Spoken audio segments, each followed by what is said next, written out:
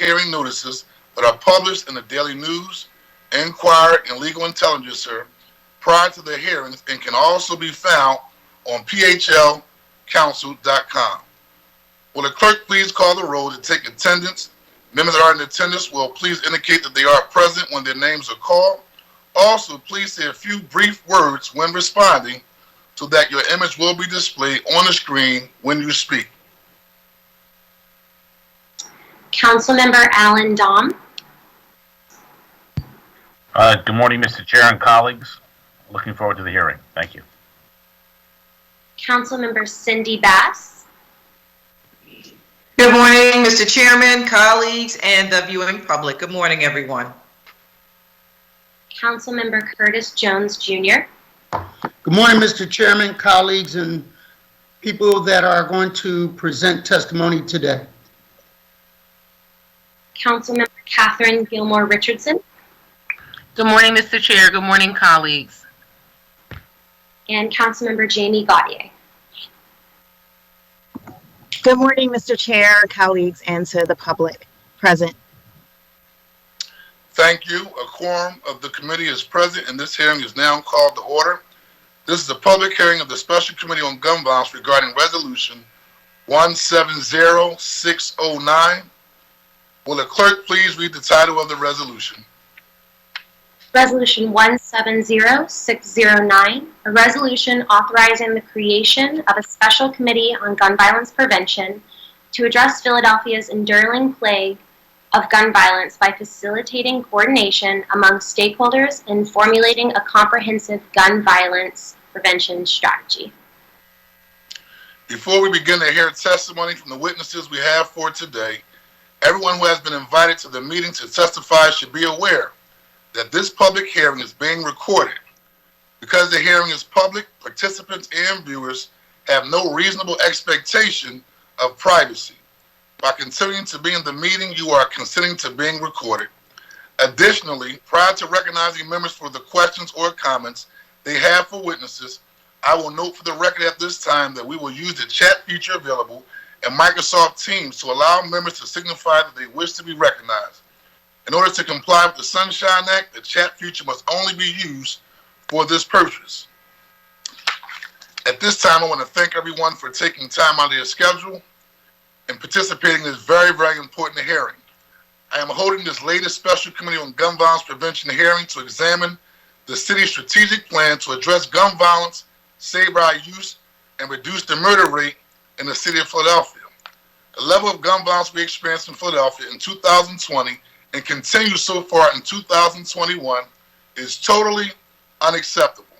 I will continue to highlight the issue of gun violence in our city and to advocate for solutions as long as this plague endures.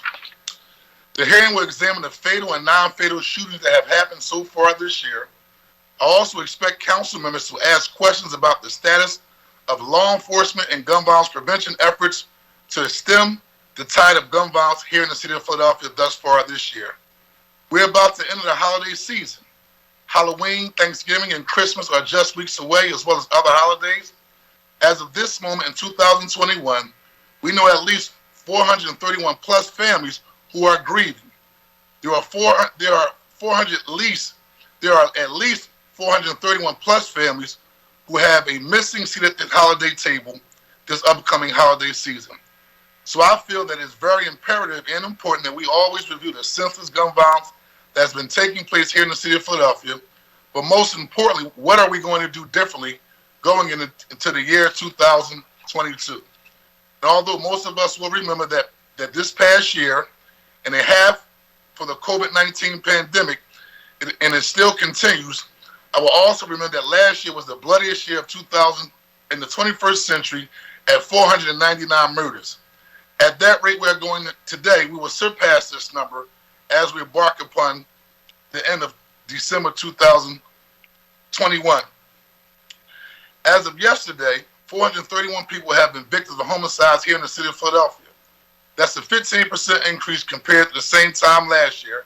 And as of October 10th, 1,764 individuals have been shooting victims here in the city of Philadelphia, which is a 6.2% increase compared to the same time last year. This cannot continue and must not continue. We are here today to try to make some sense of Philadelphia's surging gun violence over the past few years. I believe it is important to get constant updates from our Philadelphia Police Commissioner, Danielle Outlaw, our Philadelphia District Attorney, Larry Krasner, the City of Philadelphia Office of Violence Prevention, and most importantly, the citizens about this issue. We also invited the courts who did not respond to our invitation to participate, which is also indicative of why we need to address this issue with an all-hands-on-deck approach, but most importantly, all of our city agencies should be addressing this issue with a sense of urgency, but most importantly, a sense of priority. These Special Committee on Gun Violence Prevention hearings are meant to bring transparency and accountability to the agencies responsible for public safety here in the city of Philadelphia. As a native son of Point Breeze who still lives here, raising my 2 African-American boys, I have sleepless nights due to senseless gun violence that takes place day in and day out. When shots ring out in South Philadelphia and Southwest, I'm always getting phone calls all days of the night, as well as early in the morning, asking me, what are we going to do differently when it comes to addressing the senseless gun violence plaguing our city? Often I actually hear the shots or the police and ambulance sirens. The people who are being victimized are not just my constituents, but are fellow citizens here in the city of Philadelphia. They are members of my family, friends, but most importantly, my neighbors. After these shootings take place, I walk the streets to check on nearby residents. I attend funerals and host prayer vigils. And most importantly, I do everything that I can do possible to comfort the mothers, fathers, and children who have lost loved ones to senseless gun violence. I share their grief and I share their outrage. During those sleepless nights, I ask myself over and over again, what can we be doing more to address this senseless gun violence here in the city of Philadelphia? I have done countless public safety walks, vigils, and Peace Not Guns rallies. I have hosted roundtable discussions, town halls, informal hearings like the one we're doing today that bring the community together, but most importantly, our city leaders to address this issue. I heard from advocates that are victims and co-victims of gun violence that want a stronger voice and more support when it comes to addressing losing the life of a loved one to senseless gun violence. And by this year ends, I'm confident that Mayor Jim Kenney will appoint a nominee to be the leader of the newly created Office of Victims Advocate, an office I helped create and pass legislation by last year by changing our city charter. We need to make sure that those that have lost loved ones to gun violence have a voice and a seat at the table. We are recovering more so-called ghost guns in the city of Philadelphia than ever. These guns don't carry serial numbers, don't require a background check, and can't be traced by investigators. Yet federal law enforcement doesn't prohibit them. So I introduced legislation and got ghost bans banned here in the city of Philadelphia. The law is currently being challenged in our court, but I'm confident that our city will prevail. I said this last year, and I will say it over and over again. Everyone here in the city of Philadelphia, citizens, elected officials, and law enforcement officials and agencies, must look at ourselves in the mirror every day and make sure that we're doing everything possible to address the senseless gun violence. That includes our district attorney's office, our Philadelphia Police Department, our mayor's office, the Office of Violence Prevention, managing director's office, our school district, our court system, as I noted earlier, who was invited, who did not respond to participate, but most importantly, the community. Our homicide detectives cannot solve a homicide if our citizens do not step up and say something when they see something, and most importantly, engage in supporting our young people so they don't pick up guns in the first place. Beyond these homicide numbers are real-life individuals, and I'm going to wrap up before I call the first panel by saying this. Last year, we experienced 500 homicides. This year, we'll experience another 500 homicides, which is basically the loss of 1,000 lives in a 2-year period. We lost 1,000 lives to gun violence in a 2-year period. There are actual people and family members who are behind those 1,000 individuals who have lost their lives. And so I don't post these hearings as a way of political exercise. I'm not up for election. This is about keeping our pulse and our pressure on addressing the senseless gun violence that's pervading here in the city of Philadelphia. And so with that being said, I want to ask for the clerk to please call the first panel. Mr. Chairman, Yes, sir, Mr. Chairman. may I have a moment to say something? First of all, thank you for staying laser focused on this issue and not allowing it to fall back to the back page of the newspaper or be forgotten. Thank you for that. Someone said something to me, Mr. Chairman, that I think I want to go on a record and say. Not knowing the pulse of the streets, they said in vacuum of knowledge that, well, the people that are getting shot, murdered, somehow were in the wrong place because they were doing the wrong thing. And that could not be further from the truth. Many people, and I had to remind this gentleman that the rain falls on the just and the unjust alike. Bullets do not make a decision. 7-year-old young man on Simpson Street that was sitting on the porch playing with his toys he was at the right place doing the right thing and was murdered. A young lady who is a part of the Earth, I don't want to say her name, but was a part of the Earth Day Coalition. They believe in environmental issues, clean up lakes and parks, was shot in the eye last week and was rushed to the hospital. Fortunately, she is not one of those 400 people that were murdered, but the physical scar, the emotional scar that she will bear from now on is permanent. So I say to people that somehow believe that this is of our own doing all the time, I say that they couldn't be further wrong by thinking it and more importantly, saying it and putting it out there. So what we're doing is very important, Mr. Chairman, and I thank you for keeping the pressure up so that we prioritize. Thank you again, Mr. Chairman. No, thank you very much. And, I implore you to tell that individual when they make those types of statements that it's just outright dumb. Just ask those children who have been shot here in the city of Philadelphia, who were in the right place at the right time, right? Was it their fault that they got shot? Look those mothers and fathers in the face who have lost loved ones, young ladies and young men, irregardless of their background, that it was their fault that they got murdered. No one has the right to take another person's life at the end of the day. And so I'm going to stand on that. I thank you for your hard work. I thank you for your dedication with the 100 Shooting Review Committee, which you will also be providing a hearing and a report around this issue. Because at the end of the day, we have to make sure that we're addressing it comprehensively. That's a violence prevention aspect. That's a law enforcement aspect.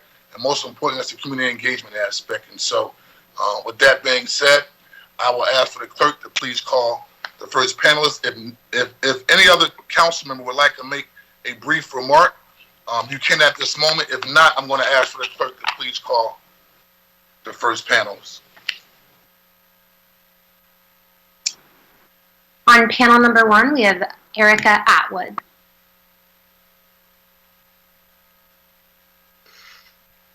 Good morning, everyone. Good morning, Chair Johnson and the members of the Special Committee on Gun Violence. Give me one moment while I get my text set up. Good morning, Erica. Good morning. Can you all see the slide? Yes. Perfect. All right. Teams is not my friend this morning, so I apologize for the delay. All right. Good morning, Chair Johnson and members of the Special Committee on Gun Violence Prevention. I am Erica Atwood, Senior Director for the Office of Policy and Strategic Initiatives for Criminal Justice and Public Safety for the City of Philadelphia. Today, I'm accompanied by my co-chairs for the Roadmap to Safer Community, Dr. Ruth Abaya and Commissioner Danielle Outlaw, and I am here to provide a roadmap to the update to the roadmap to safer communities, the Kenney administration's comprehensive strategy to reduce violence. What is the roadmap? Launched in 2019, the Roadmap to Safer Communities, sorry, slides are frozen. Launched in 2019, the Roadmap to Safer Communities, its core pillars are connected and thriving youth, young adults, so that all young people and families have sustainable, well-integrated support and can reach their full potential free from gun violence. Stronger community engagement and partnerships. Community organizations are resourced and connected to city agencies, allowing them to maintain and grow person-centered programming that strengthens prevention and intervention efforts. Coordinated city services and planning. Relevant city agencies work collaboratively using police and health data to develop policies and programs, as well as synchronize activities that include community output and will lead to sustainable solutions to reduce gun violence. And last but definitely not least, safer and healthier communities. Individuals, families, and neighborhoods are safe, healthy, and productive members of the community in which they live, work, and play. Since I appeared before this committee, we have aligned the criminal justice and public safety cluster's quarterly goals to align with the core objectives of the roadmap pillars. There we go. Connected and thriving youth and young adults. We seek to ensure that those at the highest risk of gun violence between the ages of 16 to 34 and their families have a clear path to proven prevention and intervention programs that increase their connection to needed supports and access positive opportunities, including education, employment, and trusted caring adults such as mentors. We implemented technology that will launch expedited release for juvenile arrest and at the same time establish deeper integration with a larger youth diversion strategy and increase public-facing reentry services. With increased public-facing reentry services, we will connect more youth and young adults and families at a high risk of violence to high-quality community-based programs that promote health and social wellness. Deepening our bench of youth leaders across the city through our Next Generation Task Force, public events, created and also creating the role of Director of Economic Mobility and Workforce, establishing a credible messenger fellowship, and partnering with Heartland Alliance to explore the feasibility of replicating the READY model here in Philadelphia will connect more youth and young adults at a high risk of violence to paid training and employment opportunities. Stronger community partnership, engagement and partnerships. Post-quarantine 2020, we have been reestablishing connections with town watch groups and community organizations to plan community activities that will address immediate community concerns and re-engagement. We have enhanced our operations for the Office of Criminal Justice Community Advisory Committee, keeping an eye on the necessary reforms in our criminal justice system, as well as creating an opportunity for feedback on our overall violence reduction strategy and city-supported programs. To reach our younger audiences, we are boosting our presence and engagement on social media, hosting Instagram Live conversations, deploying engagement teams at major events, and hiring our first social media influencer, a Westchester University from Hunting Park, Quadir Scott. Coordinated city services and planning.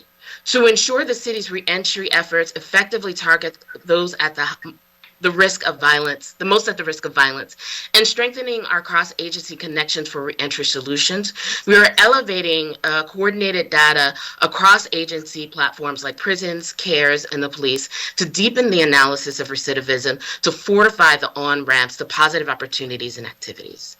We have launched both evaluations for the Community Crisis Intervention Program and our Group Violence Intervention programs. Collecting and evaluating outcomes of our current city-supported violence reduction programs and overall violence reduction strategy will help us properly align resources and policies. Additionally, we've relaunched our multi-agency tactical meetings to facilitate coordination among city agencies and external stakeholders, reduce shootings and homicides, which I'll go into further detail later in my testimony. Safe and healthy neighborhoods. The financial impact of COVID-19 on many Philadelphians has been devastating, especially for those impacted by the criminal justice system. With the goal of reducing structural violence in high-risk neighborhoods, we facilitated a COVID-19 repayment program. At the close of the program in the coming weeks, we will have made payments to 1,000 people released from detention in the Philadelphia prison system. We know we have to either provide or be the conduit of services to communities most vulnerable to gun violence. To that end, we are coordinating and supporting community resource events in target areas. In the coming months, we will be working with other departments across city agencies to ensure that alignment of programs and resources are reaching the most at risk and are connected to outcomes we know will alleviate the scourge of gun violence. While we have a huge undertaking in one of the worst historical eras of our country, which can seem daunting and all-encompassing, we are laser focused on our place-based strategy. We are concentrating on the nuance of neighborhoods and working in partnership with our police district captains and analysts to utilize intelligence on shooting, and data on shooting and crime patterns in their district. This partnership enables city departments to respond in real time and better deploy resources and programming. These actions, in turn, are tracked as data points and monitored to make sure environmental remediations and social services are tailored to these places and people with the greatest needs. In this slide, our police districts are overlaid on a heat map of shootings that have occurred this year. This information, in conjunction with known environmental issues, social determinants of health, are how the districts were chosen. We have assessed and leveraged our partnerships in neighborhoods as well as mapped our remediations efforts in communities that are impacted. While coordinating our internal efforts are critical to reducing violence, we are also aligning our financial investments in community organizations. Later this week, we will be announcing our first of few community expansion awards. This is on the heels of announcing 41 new awards for our targeted community investment grants. Since 2019, we have invested $2.8 million community-based invested in community-based and community-led organizations, which work in partnership with our cluster to reduce the impact of gun violence in our neighborhoods. With these grants, we have an opportunity to change the antiquated methodology of inequitable grant making and make meaningful investments with individuals and organizations that have sustained positive relationships with those at the highest risk of being victims, witnesses, and perpetrators of gun violence. In order to enhance the harmony and hope on every block in our city, we have to stay the course, continue to align our core strategy, and connect back to community in ways to keep moving forward. Our partnership with this body, as well as our state and federal partners, has to persevere for the sake of our children and future generations of Philadelphia. Thank you for this opportunity, and I'm happy to answer any questions at this time. Thank you very much, Erica, for your testimony. Just a couple questions. Yes, sir. I want to ask just to get started, and one, thank you for your service. Thank you for being on the case when it comes to addressing this issue comprehensively, not just from a law enforcement aspect, but from a violence prevention aspect as well. And so I just have a couple questions I want to ask regarding your testimony. Well, first, from your perspective, what would you consider successes thus far from an evaluation standpoint? In your presentation, I saw a lot of goals and objectives, right, and how you're going to measure them. And so give me an idea of thus far today, what's most effective, right, that y'all have been working on, that you probably want to do more of moving forward, and what do you consider key areas of success thus far in terms of the roadmap to a safer Philadelphia 2.0? Yeah, so signs of success or kind of benchmarks that we're looking at kind of short term. I mean, long term, we want violence to go down, but short term, what are the indicators that we know? I'd say quantitatively more young people who are at a high risk and young adults at a high risk engaged in something other than street activity. That is a indicator. And you and I kind of are from the same generation, so the effect and the relationships that we have with them are kind of old head auntie type deal. So having more young people in positions of leadership that are then engaging with those who are at a high risk is a sign of success for me. That is why we're doing, and I'm so intentionally promotional about the Next Gen Task Force and getting them out, because we have young people who are under the age of 40 who have been engaged in activity. Some of them have served time, some of them do have criminal backgrounds, but they've turned their life around and they're now engaging. Is it kind of each one teach one? So that's one, is that continued engagement. That is why we're doing the Credible Messenger Fellowship and starting that, so we can then deepen the bench of those who are doing the work and continue to elevate the sector that is credible messengers. So it is broadly considered a professional on-ramp. And how do we professionalize that sector and support those who are doing that work? For me, that's key, that's critical. It is deepening and sustaining our investments in community organizations. I don't know who's going to be sitting in the seat in 2024, but if we've invested in community organizations in a way from now till then, they can then be more stabilized and more secure, so they can sustain their work on the ground, and we will do the technical assistance for them to build their capacity, so their back of the house is just as sharp as their front of the house and how they serve our young people.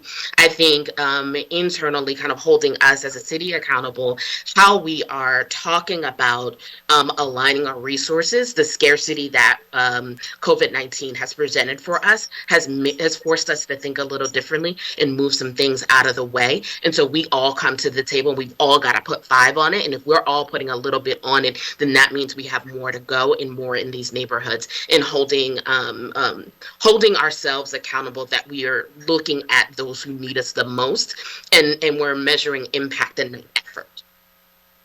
Okay. When you talk about resources, members of council advocated for a violence prevention budget, an amount of $155 million during the last budget. A lot of those areas were categories that were funding was cut and then reinstated. Some funding was moved around, and then obviously we had significant funding, new money put to the side for community-based organizations. Would you agree that when we talk about investment on the front end and addressing the issue of gun violence prevention and giving young people an opportunity, that this upcoming budget process, $155 million should at least be the base moving forward?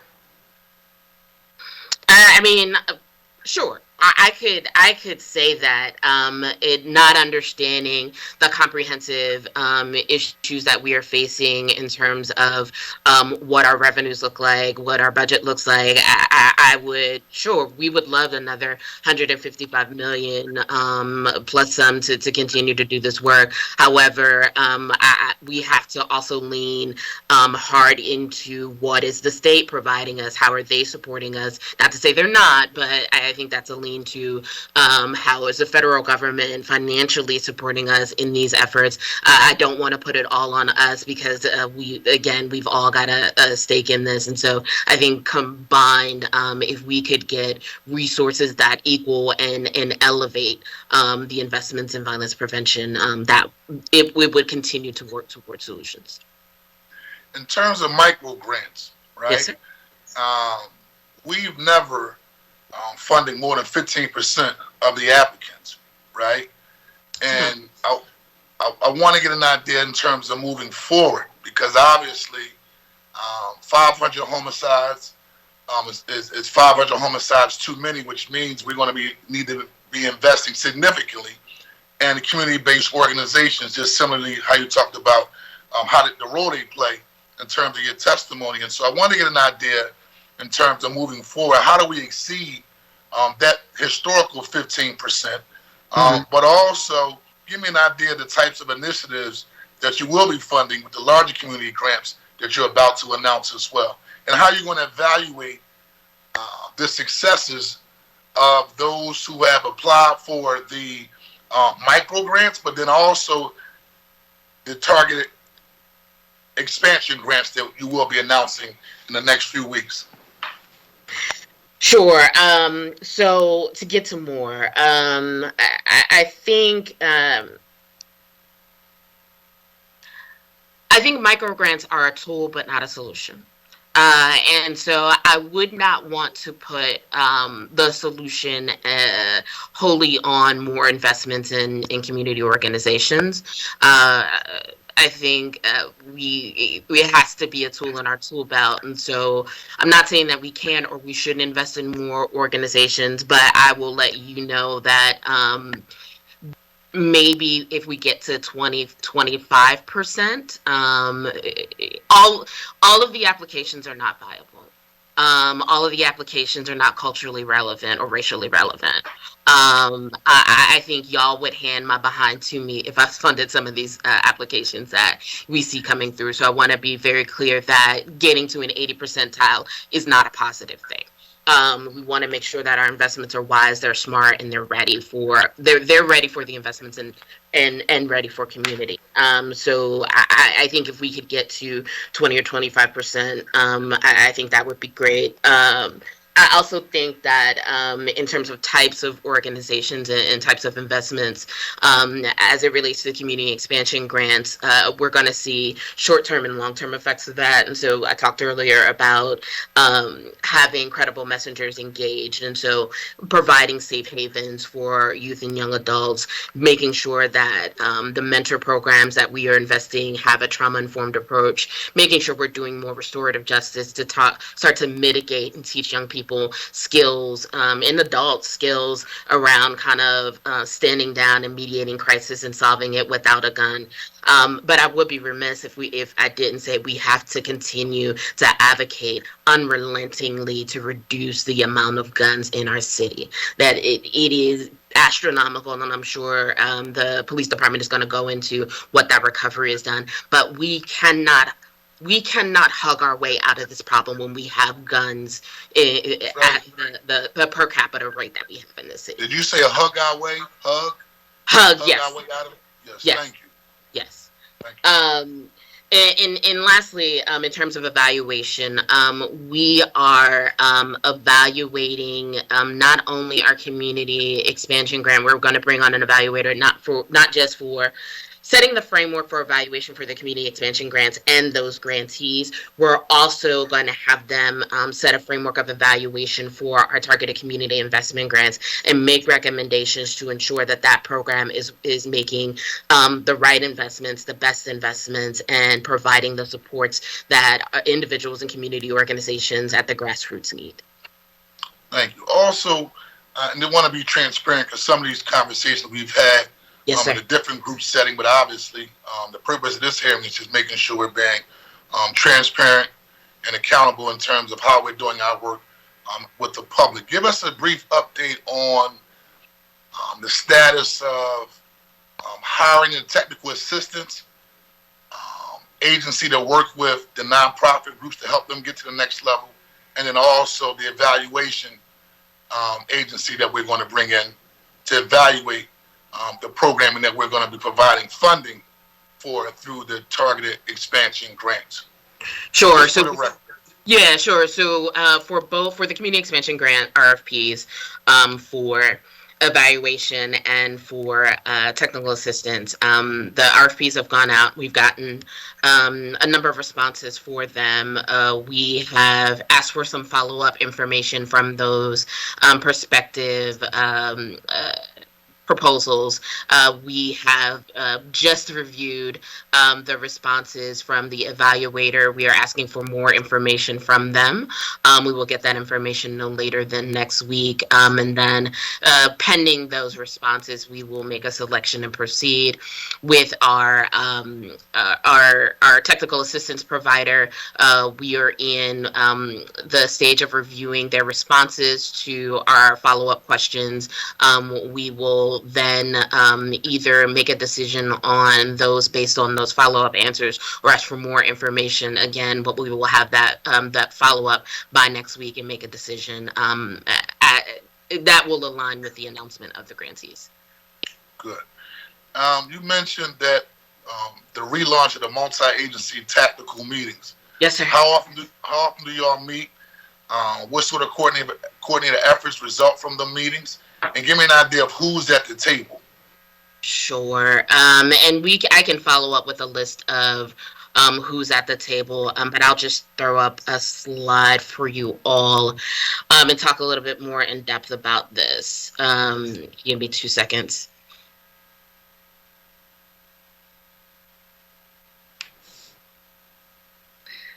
And so I kind of ran through my slides, and I apologize for that for all of you. But this side in particular that you see that is up talks about our tactical meeting outputs. And so I've mentioned this, I believe, in another hearing, and at least in some meetings where when I came into this role, we elevated the roadmap to safer communities from just the Office of Violence Prevention to the cluster. And so now there are kind of 4 departments who have shared outcomes directly under my supervision that pour into this. And so what you see on the left-hand side is our criminal justice and public safety assets. These are service providers, town watch groups, community organizations, our targeted community investment grantees, advocacy groups, contractors, academic institutions, you name it, faith community, it's up here. These are the folks that we work with in our cluster, and you see the red kind of shaded areas are pinpoint areas, and the lines are dividing up the police districts. On the right-hand side, the diamonds you see are our tactical remediations. And so we meet weekly, and we met with the 10 districts we were focused on. In meeting with those weekly, we had the captains present. Each district had 2 weeks. The setup is each district has 2 weeks. The first meeting, the captain presents, gives us a rundown of issues that are happening in his department. So I'm running back to this for you.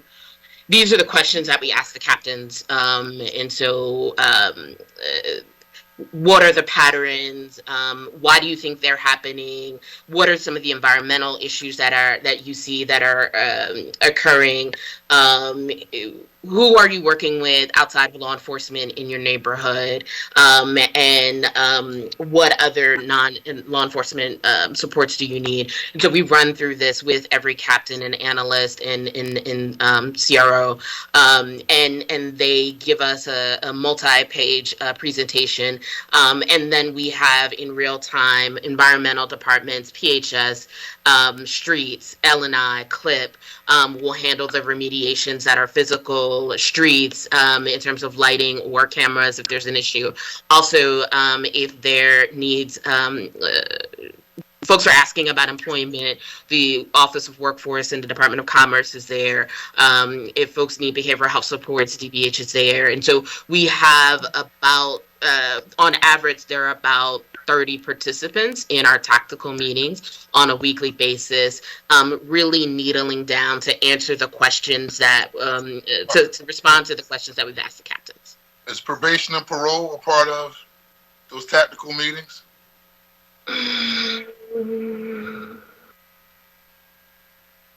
Not to my recollection, but DHS, Juvenile Justice, is, who is a conduit between us and probation and parole. I'm trying to understand, like, that's a key component, probation, parole, juvenile probation as well, since most of our young shooters are getting younger and younger. I think that they would be at the table as part of the discussion, not going through a liaison, which would be their boss, which would be, Cynthia Figueroa, but literally at the table, because they work with the young men and young ladies at the Youth Study Center, where criminal justice, I call it still the Youth Study Center, just trying to get an idea. So I will say, council member, for probation and parole, there are multiple tables set. And so tactical may not be the most appropriate table for probation and parole. They are a part of shooting reviews. I am a part of a table that they set around juvenile justice, population and reforms and reports. We are work together on our expedited release and juvenile assessment. And so they're not at a table. They're just not at this table. And so that's not a bad thing. And what's this table for again? This table is really about working with police captains around remediating environmental and social service issues that exist in their neighborhoods, specifically. So quality of life. It's kind of like a quality of life tactical meeting. Yes. Okay, understood. Not zero light focus on just gun violence and public safety specific. Okay. Yes. All right. Just wanted to get some clarity on that. Okay. You mentioned the Ready model, which I'm very, very excited about. Give me an idea of the status of the Ready model. For most people who do not know about the Ready model, can you elaborate on it? And when do you see it up and running here in the city of Philadelphia? So we have begun. Ready model is a system that works with those who are at the highest risk of being shooters or being shot. It is a model that works, that combines cognitive behavioral health therapy, workforce development and mentoring to work with adults that are have been identified as potential shooters. It's an intensive program that it's not a program in a traditional sense because it relies on the collaboration of partners. So it is a system more than a program that forces coordination between behavioral health partners, workforce partners, employees, city agencies, and behavioral health partners to really wrap around supports of a population of those in the city who are deemed the most kind of dangerous or the most in danger. Where we are in that process, Philadelphia will be the first city that this model has been potentially replicated in. We are in the assessment of the field status right now. Heartland Alliance will be here next month. You all will be receiving an invitation. You all being city council will be receiving an invitation from my office in short order to participate in a briefing by Heartland Alliance, who is coming here to Philadelphia in the beginning of November. And they will be presenting kind of the status updates. They will be getting feedback from our critical partners in elected positions, in stakeholders, in the workforce sector, behavioral health sectors, those as well as those who are directly impacted. In terms of launch, the feasibility study and the building of the model, scanning of the field and the building of the model based on the culture and the nuances of Philadelphia will take through the end of this year. We will probably have the model set up and started and begin to start to recruit and build out that framework in the spring of 2022. Okay.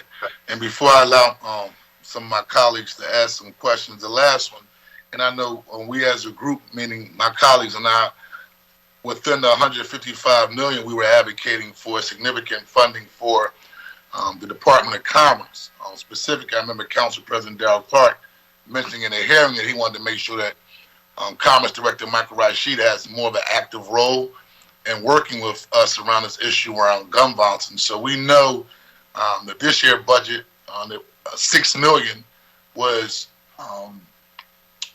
distributed to Department of Commerce for anti-violence initiatives. And so I know you all have been doing some work in that area. So just give us a brief status update on how that $6 million will be used under Commerce and merging gun violence prevention. And we talk about making sure that, like we know in areas of high poverty, you look at your heat maps, that's just crime, that's just gun violence. It's a part of the equation, right? So from a prevention standpoint, just give us an update on how we're going to utilize economic development through the Commerce Department and that funding to combat gun violence. So the first step in kind of really assessing in our partnership in that role, and we can follow up with kind of a full comprehensive plan from the Commerce Department. But step one is assessing the field, and I don't say that to kind of use jargon, but we are hiring a director of economic mobility and workforce development, and I use those. I fought kind of hard to use that terminology around economic mobility. We Why have is that? Yeah, and so economic mobility is really about how can you move in a financial way without being displaced in a physical way. How do we give credence and credibility to your hustle skills in entrepreneurship for a population of those who are at a risk of violence? How do we take it very seriously? So we can provide workforce training and build on ramps to positive and purpose driven careers. We can find opportunities and training for ways that we can turn kind of your hustle mentality into entrepreneurship. We can support you in, if you have training, being able to provide opportunities for you to utilize that training and connect you with partners, employment partners. And so step one is identifying the archetypes of those who need us the most. Step two is figuring out where the opportunities lie and jobs lie. And then step three is how do we build those on ramps to those and stop kind of forcing people to find the yellow brick road. How do we actually kind of make it very obvious and clear, this is the way and this is the path? And we've not done that historically.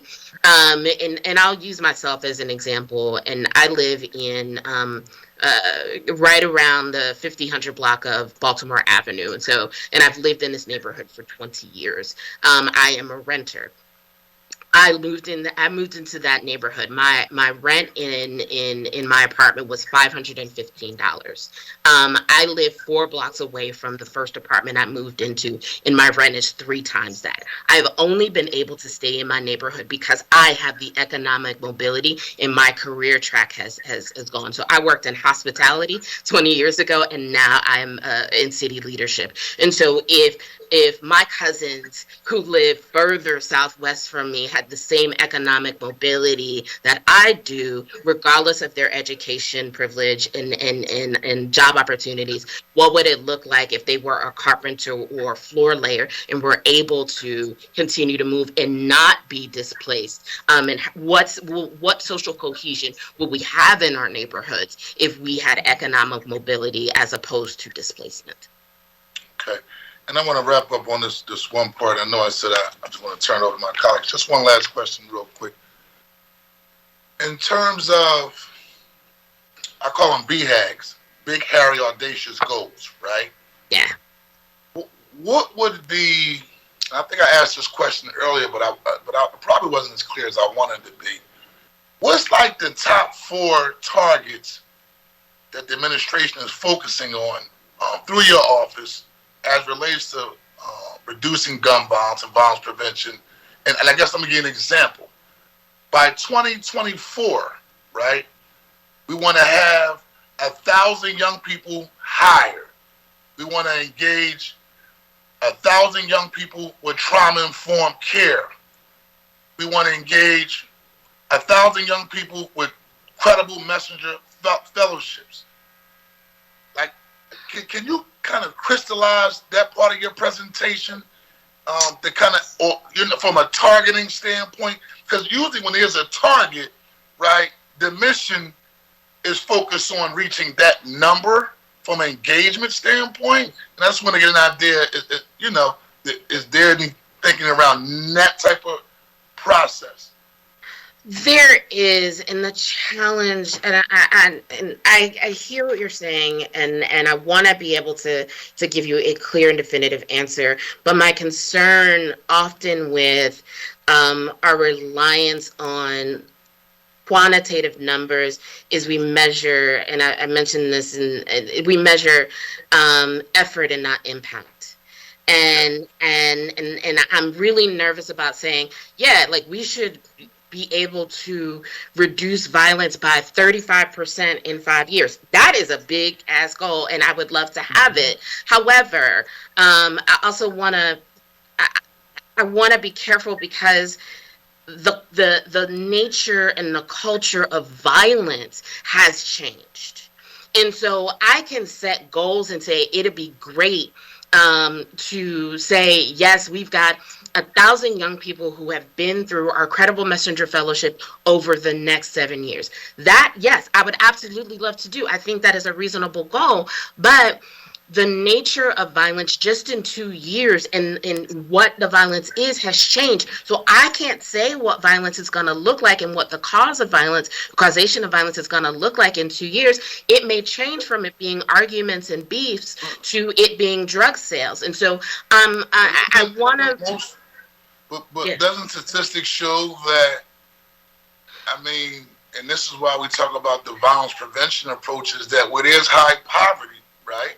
Like, yes. You know, the basis of a lot of why we see our young people and our families living in neighborhoods of crime and violence is just based upon the neighborhoods experiencing poverty, right? Rather that's redlining, absolutely. Rather that's the inequality of our education system, right? And I guess I'm flipping it not from the perspective of the goal is to reduce the gun violence, right? But really measuring aggressively how many young people we want to actually touch with the investments of resources, right, to help them change the quality of lives. I guess that's the direction I'm looking at it in. Okay, and so while we say that my portfolio in this work is around prevention, yes, to some degree it is. But in the grand scope and historical scope, what we do is intervention. And I say that, and I know there are probably some folks twitching right now, and I say that because we have to get at the root causes of this. I don't handle the root causes. The root causes are lack of quality education, lack of economic stability, lack of access to behavioral and physical health, quality health services, and lack of social connectivity in neighborhoods. We can all, in my departments and my folks, and even how we connect to other departments, we can help that. But until we make investments to reduce poverty, to elevate all levels of education, to make sure that folks have quality, culturally responsive behavioral health supports in their neighborhoods that they trust and utilize, quality health education and supports, including sexual health for young people, and then social connectivity back in our neighborhoods, ensuring that we're connected to our neighbors and rebuild our village. We are going to keep having this conversation in perpetuity every 5 to 7 years. Okay. And I definitely understand that. And obviously, it's not all on just your particular department. Again, it's an all hands on deck approach. Comprehensively, we have to approach it. It's just always in my mind, just from a city standpoint, right? We talk about investments, because that's been like the great buzzword we've been talking about over the last year. When we have a targeted, like zero-like focus, right, on how we're going to utilize those investments, rather than like using the heat map and looking at those high zip codes that I saw at a part of your presentation and saying, okay, we're going to up our resources and flood these areas, right? Because when you flood the areas with the resources and the investment, I mean, at least for me, that's how you're combating those social ills, right? Rather it's making sure behavioral health services are there, which hasn't traditionally been there. But when we increase the budget for the Department of Behavioral Health, then as a result, that funding should flow to those key areas where people are in need. We've always did a significant job in supporting the school district, right? And they will be here at our follow-up hearing on November the 3rd, just for the record for everybody that's listening. But there will be a continuation of this particular hearing. But nevertheless, just looking at it from that aspect of marshaling resources, specifically with a targeted goal around our young people. And it's not going to just take one area. It's going to take a variety of different areas. But that's just something I just wanted to put out there. But as always, Erica, thank you though for your feedback. Thank you always for your input. Staying on the case.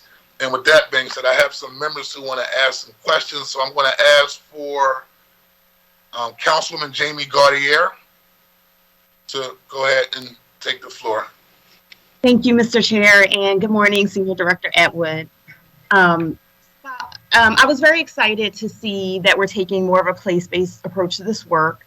And I also was excited to see the format for the tactical meetings that kind of looks to focus in on hotspots with both police resources and non-police resources. And so following up on Councilman Johnson's last line of remarks, can you give us some concrete examples of, specific areas that have been, hotspots? I'm thinking of areas like 38th and Aspen, where we've had multiple shootings over the last year. Can you give us at least 2 examples of a specific block or geography where we've really dug in, right? And we've invested not only police resources, but the other resources of our city, whether that be vacant lots, home remediation, economic resources, over a sustained period of time to alleviate violence.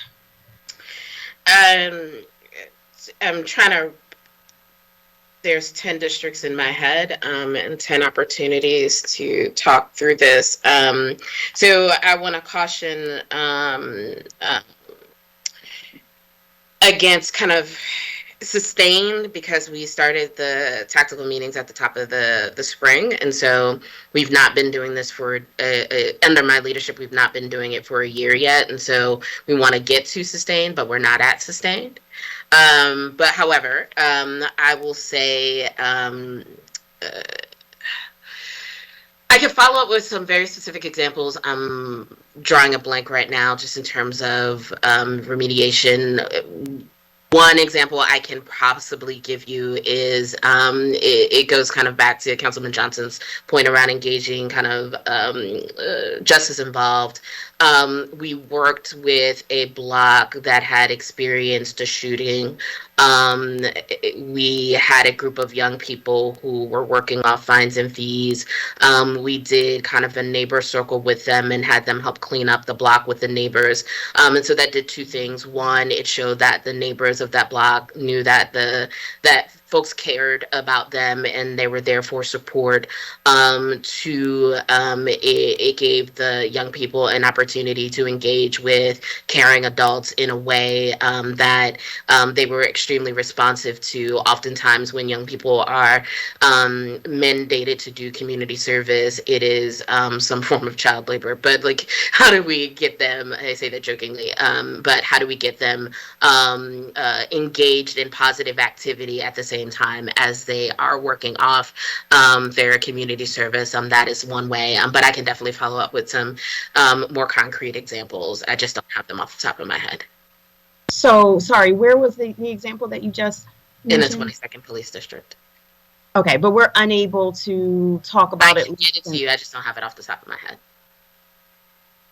Oh, okay. Okay. Yeah, I think we have to, go ahead. Jamie, you can have a point of information. Absolutely.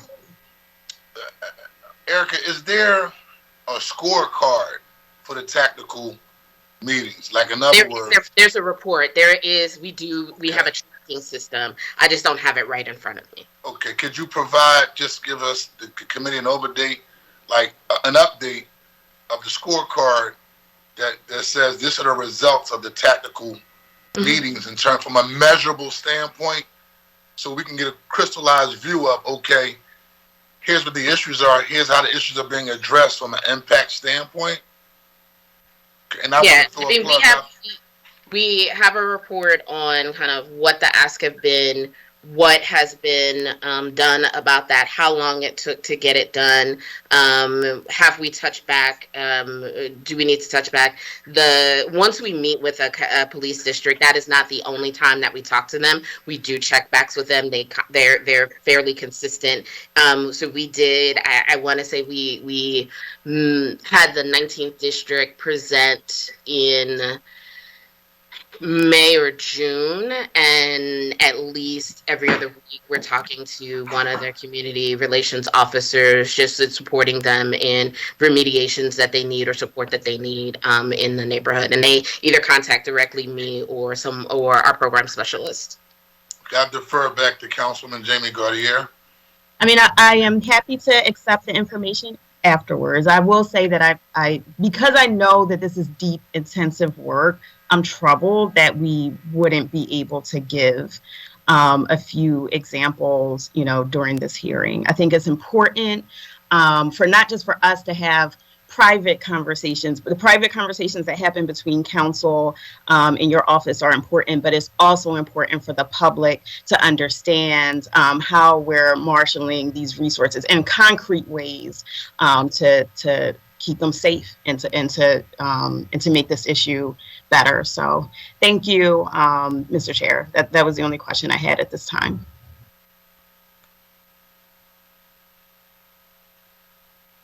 You're on mute, council member. Just want to say for the record, we have been joined by Councilwoman Maria Kiona Sanchez, Councilman Isaiah Thomas, and Councilwoman Kendra Brooks. I had a question I wanted to follow up on, Erica, regarding, I saw on the assets for the tactical unit, the organization of Town Watch. Yes. Right? I just want to put an advocacy moment out there for them, only because every time there's a homicide in the neighborhood, and I'm out there, doing a response and talking to the neighbors, they show up, right? I think it's a different model that we have now than we did. I think Town Watch went into 2 phases. It was the traditional Town Watch, where you put on like the bright yellow jacket and walk down the street. And then under another administration, it was the MDO model of Town Watch, where, okay, we're going to take off the Town Watch jackets and start sending people into the community to engage from a quality of life standpoint, right? And then also, I guess this day and age, right, I do a lot of work with PAN, but I have to give a shout out to Anthony Murphy, only for the simple fact that every time I need backup or support and I'm going to be out there in the street, they show up. No problem, talking to the residents, addressing their issues, but also addressing the gun violence perspective as well from an intervention standpoint. So earlier, even when you said earlier on, we do intervention, not also just prevention. I agree with you, because the intervention will also stops the homicide if you can't get in front of it. And a lot of times it's tough to get in front of it because of just the nature of what we're dealing with. But the intervention also can stop that next homicide from happening. And I saw in terms of the tactical meetings that Town Watch plays a role in that, which I think hopefully at some capacity we can really integrate them to kind of be a support system with the work that PAN is doing, which brings me to the next question. And we'll bring PAN in for our next hearing to give you ample amount of time. But I just want to get an idea of where we're at in terms of expanding the work of PAN. I know there's supposed to be an evaluation of the work that they have done. They're also supposed to be an evaluation of all the programs under the Office of Violence Prevention. That was prior to you. That request was put out there. So I don't know if Vanessa on the call or not to give us an update. But if not, I'll just circle back on the November 3rd hearing. But this is prior to you coming, that there was supposed to be an evaluation of all the programs in the city of Philadelphia offers around violence prevention. And then also a evaluation of the work that PAN has done. Like, PAN is the crisis intervention team, so like people kind of want to know, with all this homicides going on and shootings, like some statistical data on what's being done. How many people have been engaged? How many people got jobs? How many fights have been stopped? Can you give us an idea of the status? Sure. So I can speak to where we are with the Community Crisis Intervention Program evaluation. We contracted with a group called AIR. I forget what the acronym stands for. However, they are in kind of the first phases of that evaluation. That evaluation is actually a 2-year process. We're about 3 months into that process. With regard to, and we should see some early indicators of that. We are assessing kind of internally our structure of our community crisis intervention program at the same time as we're getting the evaluation. And so we want to make sure that we have the staffing that we need. They get the support that they need, and we are reaching the neighborhoods that need us the most. And so in tandem, we're looking at structure and evaluation. And Vanessa is here to answer any questions about the overarching evaluations. Have in terms of PAN, have we expanded the footprint of workers since we are in the process of hiring? Yeah, we are in the process of hiring and staffing up to full capacity. The issue has been, it takes a special type of person to be a crisis worker. Like all kind of open positions now, we're meeting some challenges to finding the right people, but we are working diligently with PAN in partnership with George and his team to fill those positions. And we are making headway. It's not at the level in which or the speed or that we would like, but we are doing some hires and we are getting the numbers we need. Okay, and then I'll last before I hear from Vanessa. Currently, PAN doesn't have a contract with the school district of Philadelphia. And in years past, they did have a contract with the school district of Philadelphia, meaning that allowed them to go into the schools, work with the school security, work with the teachers, work with the principals to address issues of conflict before they arise into neighborhood beef, turf wars, which results in shootings. Have we explored revisiting that model of partnering with the district?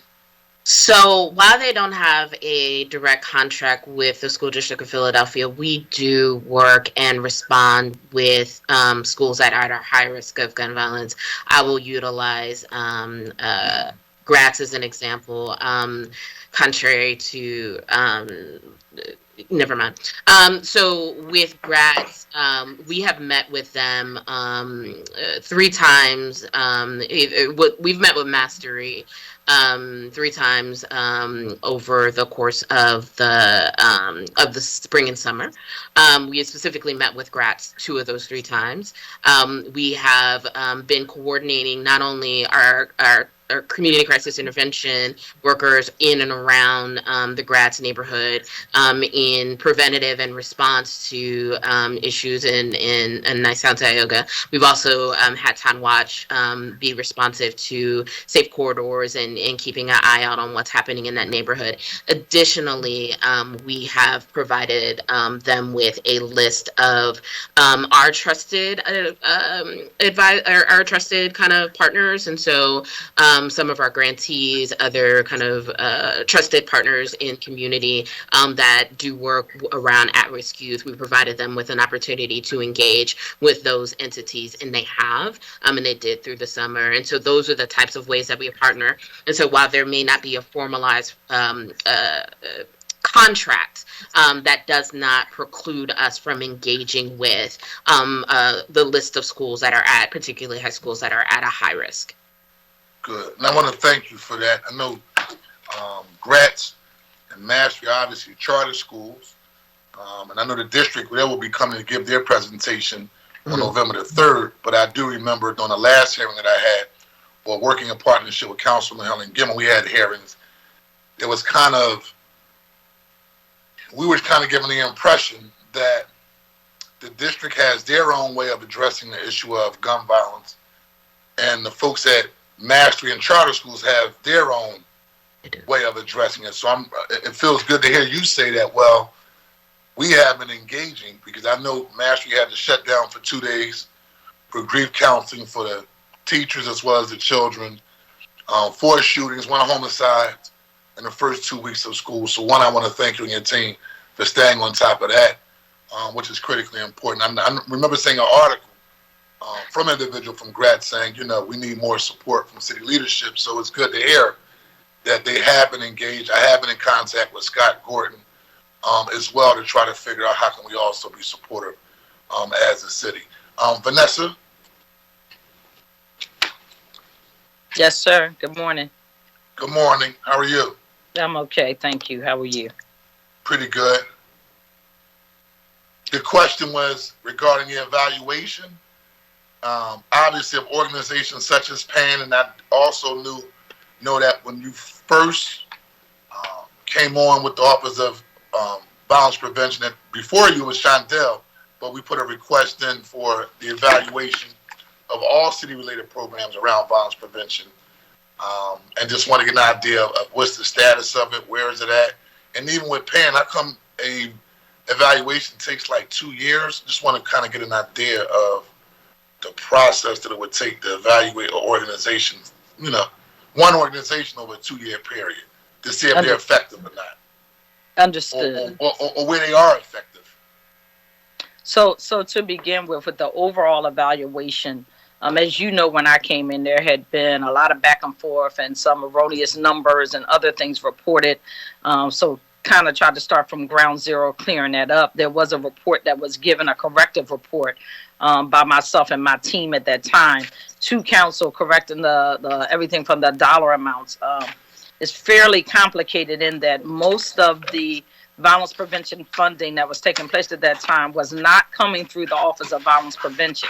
So it did not have direct oversight over those programs or evaluations. I would say the lion's share of the programming was coming through the Department of Human Services, where some evaluations are done. The issue becomes whether it is an evaluation from more of a child welfare standpoint as opposed to a violence prevention standpoint. And so when you talk about effectiveness, they could be effective in the child welfare arena and not necessarily be as effective in the violence prevention arena.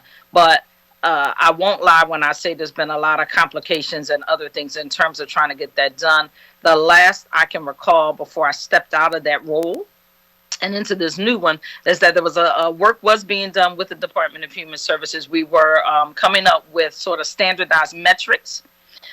You have to be able to allow the providers to be on notice of what is actually being measured from them, and also working with them around the collection of the appropriate data and other stuff, because in many instances it was not being done. And in fairness, if they had not been told that this is what you have to be able to maintain and see, I would have to discuss with them and see where we are kind of at that point around those particular programs in general.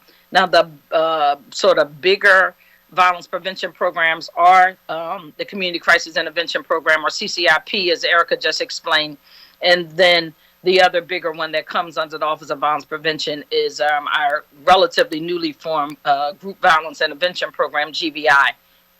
Those are directly under the Office of Violence Prevention. The GVI program, we have now contracted with the University of Pennsylvania Department of Criminology to conduct the evaluation. GVI has only been launched for 1 year. It started in August of 2020. They are in the midst of doing focus groups and a bunch of other things so that they can hopefully in some coming months, but in fairness, it'll probably be a little bit down the way from what they're telling us, be able to come up with a really comprehensive evaluation. We have gotten some sort of preliminary feedback that we've tried to pull together based on the data analysis that he has since left very recently, but our data analysis and others have done around being able to see progress as to whether we believe GVI is effective, collecting data around the social services aspects, how many of the candidates are actually taking us up on the offer of social services to change their lives, whether or not we believe it's been impactful in terms of recidivism, and or whether or not we believe it's been impactful in terms of the number of folks who may have been shot or not, given that we are targeting sort of your highest level of folks at risk of either shooting or killing and being killed in that kind of group violence intervention program there. I think you asked me one more question about PAN, though, the evaluation. Am I correct around evaluation of PAN, how long did it take? There was a cursory evaluation done of PAN um, using Temple University that did come back. It did highlight some issues. I will say that based on some of the issues that were highlighted there, what we did was try and bring in Cure Violence from Chicago, the original Cure Violence model, to have them do a look-see and bring in some additional training and other things. And that work has still moved forward. And it's sort of rolling into both the current TCIP evaluation, but it also helped to make some decisions around some changes and or other structural changes. What kind of issues and what kind of changes, if you don't mind me asking? I'll be honest. Absolutely. I'll be honest. I think that the credible messengers, the outreach workers at PAN work extremely hard. It is a very difficult job. And they're out on the street with no weapons at all times of night in many neighborhoods or areas that folks with weapons might be afraid to go in, to be honest with. Right. And so that's the one thing. Some of the things that were highlighted, though, now I say that with the utmost respect for those workers, but some of what was highlighted was more about, some of it was administrative stuff around sort of the record keeping or whatever. Often, and I will say this to you, having come out of a sort of social services background, child welfare field as well, often your best workers at being the ones who really are impactful and can get through in terms of being the one to talk to folks on the street are not necessarily your best at the record keeping kind of piece of it. So some of that was around record keeping and data collection kind of, and even whether or not the agency had all of the things in place that they needed in terms of a comprehensive system. So really trying to work around that and kind of trying to concentrate on that, thinking about making sure that the folks that were selected for the positions were the best folks. Because when you say credible messenger, it really has to be somebody that has that certain level of credibility and influence, but can also explain to people what else is out there. And in some respects, assist them with services. I know one of the things that I think was done was that there was sort of a doubling down in some areas. And what we did was the social services piece that was working at PAN, they sort of put more into it to make sure that we had the right connects and stuff in place for these individuals. So a lot of it was about sort of data and kind of the record keeping piece and just making sure that we had the right folks there, but also felt like it needed, we wanted to have some additional training for them. And that's where we brought in Cure Violence, and they did actually look at everything from, and that took a minute, the administrative and kind of management pieces of it. And making some recommendations, but they're also working on training our credible messengers. And they go through an extensive training program when they come to PAN, that PAN puts together, but being able to have this sort of nationally recognized organization also be able to lend a hand is something that we wanted because we thought it would help address some things. Good. Okay. Well, one, I thank you. I want to thank Erica as well for her patience. Erica, one last question. What's the reentry payment program? I mean, I think that's interesting. Y'all paying people $1,000? We're paying 1,000 people $500, a one-time payment of $500. It's 1,000 people, $500, one-time payment. If you've been released from the Philadelphia prison system since March of 2020, you are eligible to qualify through our Office of Reentry Partnerships. Okay. Can you make sure we get that information, please? Okay. I don't have any other questions. If there are no questions from other members of the committee, Erica, thank you for your time. Thank you for your dedication. Thank you for your hard work, Vanessa, as well. And look forward to continuously trying to address the senseless issue of gun violence in the city of Philadelphia. Thank you very much. Thank you for the opportunity. I appreciate your work. You're welcome. Thank you. Please. You're welcome. Can the clerk please call the next witness? Ruth Abaya.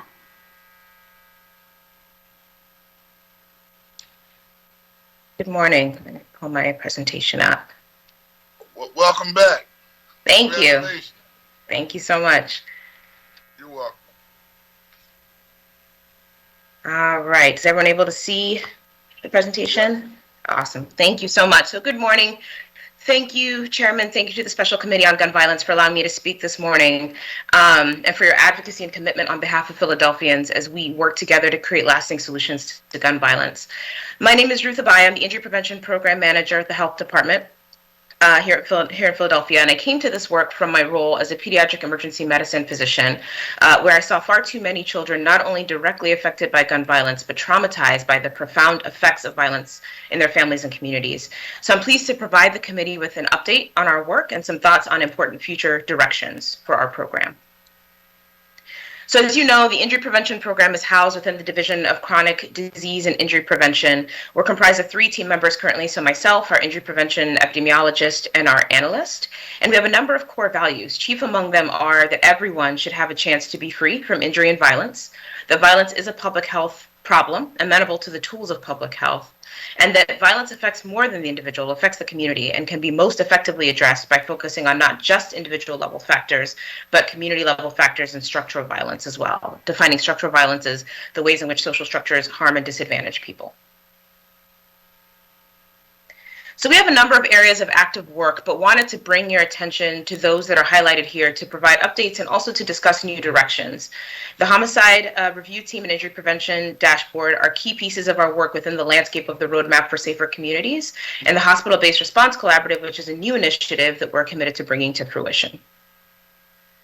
So I'm going to start by discussing the Homicide Review Team. So this is a body that's comprised of agencies both within and outside of city government. There are about 18 agencies and organizations in attendance, and the group of participants has grown since the beginning of this work. So this is just an overview summary that we generated of our findings from year 1, so the end of 2020, and it describes what the review team is and what it does, which is a group that performs in-depth case reviews of victims of firearm homicide, as well as and this also demonstrates our most notable findings, which I'm going to highlight here. So some key findings that are worth highlighting, though it has to be said that 1 year of cases is a small number of individuals. Having said that, all of them have made contact with local healthcare systems, and the vast majority had made contact with law enforcement or DHS. And this is information that's just a starting point. Next steps include thinking through the nature of these points of contact and how they might actually serve as opportunities for prevention and intervention. The contact within healthcare is particularly interesting to us and serves as a launching point in thinking through this idea of the HVIP collaborative that I'll discuss shortly. One of the most notable findings, though, again, on less than 20 individuals, so a small number in that first year of in-depth case reviews, is that over half had received treatment for violent injury in particular, and then over half of them were specifically previously injured by a gun. So this is something that obviously raised multiple red flags and again emphasizes the need for response for those who are traumatically injured or violently injured in that key moment of engagement. So this table demonstrates, it's an example from early on of how we decided to define our action items. So these are examples of action items that we identified. For example, one action item that is worth drawing attention to is the potential for the HVIP or hospital-based model to work in novel settings. And so what was identified in discussing one of our cases is that when people are seen in the hospital-based setting, there's at least a model in existence which we certainly can grow and expand upon to recruit them into comprehensive case management in the outpatient setting. But if someone is released from incarceration, there's not a similar model. There are certainly services available through the city for those individuals, but it's not in the same model. There's no particular reason why the HVIP model couldn't be used in post-incarceration settings, school-based settings, et cetera. And so these are some of the ideas that we hope to build upon and that we need to think carefully about enacting and following up on in future work. So what are our ambitions for this particular endeavor moving forward? We would love to dedicate personnel to this effort for improved data collection, to streamline the follow-up of action items, and then to begin to measure the effects of implementation. So we've determined that the Roadmap Executive Implementation Meeting is the appropriate forum to bring these action items to in order to ensure follow-through. We'd like to expand on some of the data sources we include as well, as noted here. And finally, I want to speak on our plans for this HVIP collaborative, which many of you here were such advocates for. This is an effort to support some of our review team findings, but would build on some of the existing resources available here in Philadelphia to improve recruitment, improve collaboration, and measure the collective outcomes for those who are firearm injured.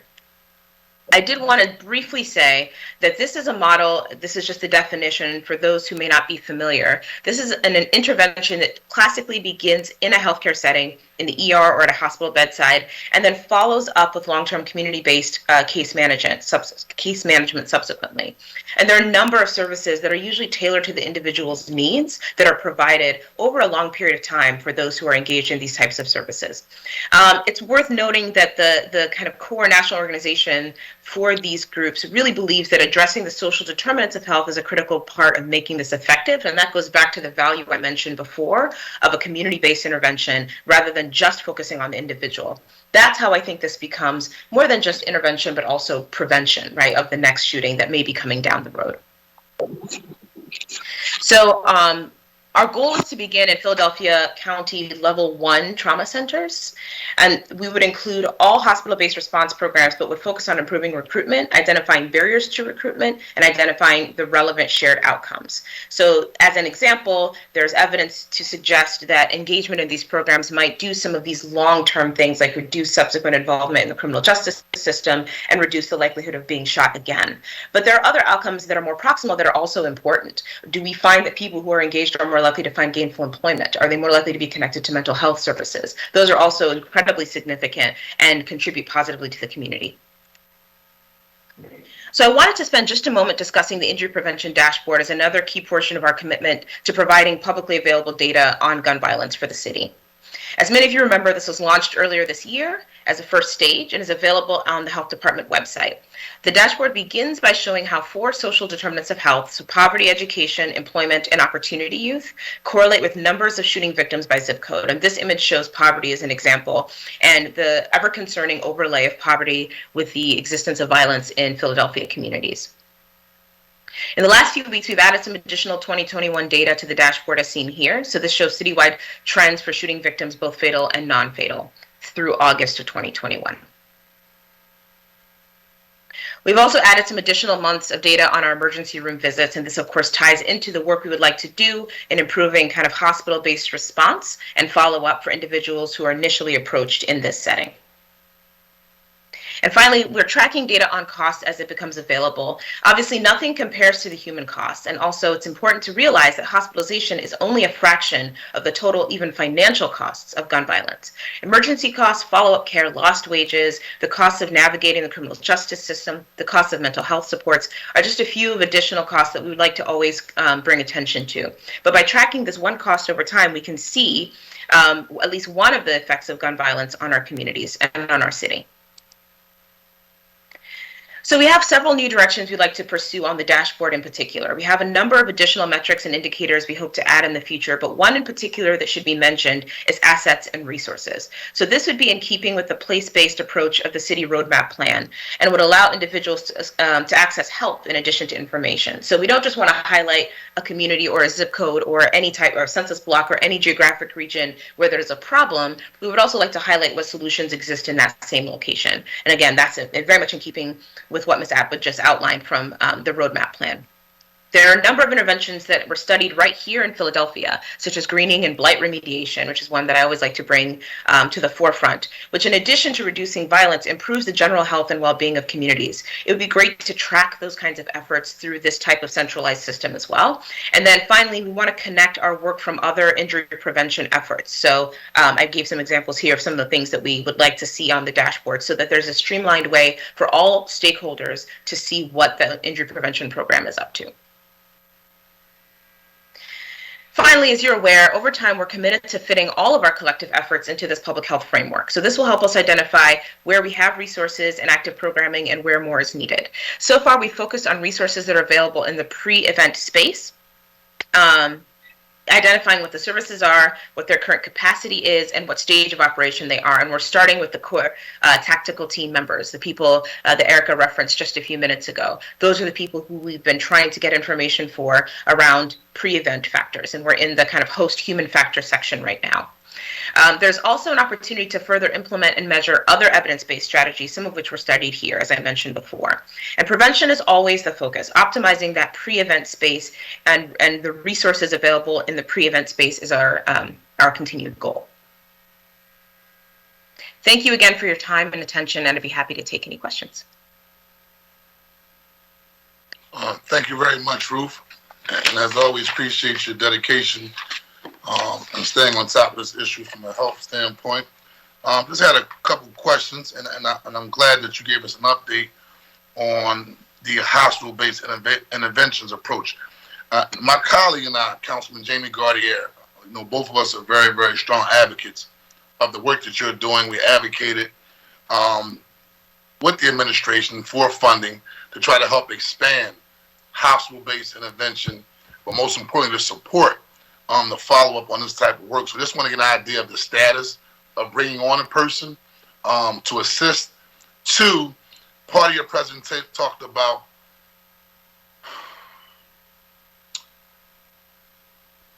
the support that's needed after a person is injured by a firearm, right? I think it was the second slide, at the very bottom. It basically said that more work needs to be done in that area. I guess it's called the HVIP model, right?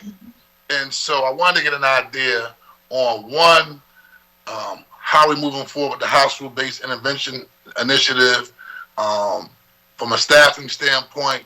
Two, it wasn't right here. Go to the next one. No, not that one. Nope, not that one. Not that one. Let's see. You just passed it. Example action items. Number 9. Slide number 9. I see. Yep, right there. Okay. Warm hands off after injury and incarceration to violence prevention programs. HVIP model is great for this. As a city, we need to better monitor and improve hands off after injury, but there's no clear path after incarceration. Elaborate on that as well. Sure. So I'll start there.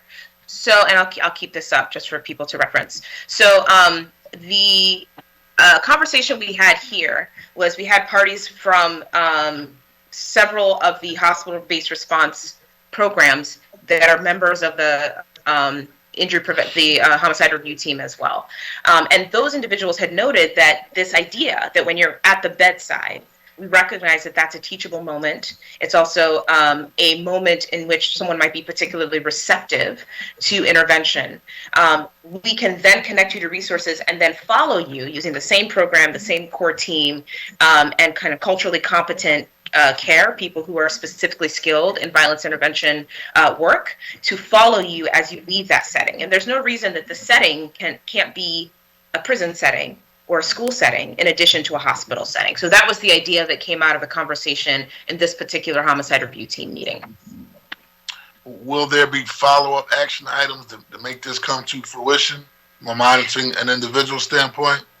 Yeah, so I think that the first step is to figure out how to optimize and centralize the work we're doing in the place where it's been studied and practiced, which is a hospital basis. And then I think we can extract core lessons from that to say these are the pieces of this that are easily done in these additional settings. I think it would be fairly novel for us to do that. That would be us kind of setting a trend as a city, which is something that I think we should aspire to do.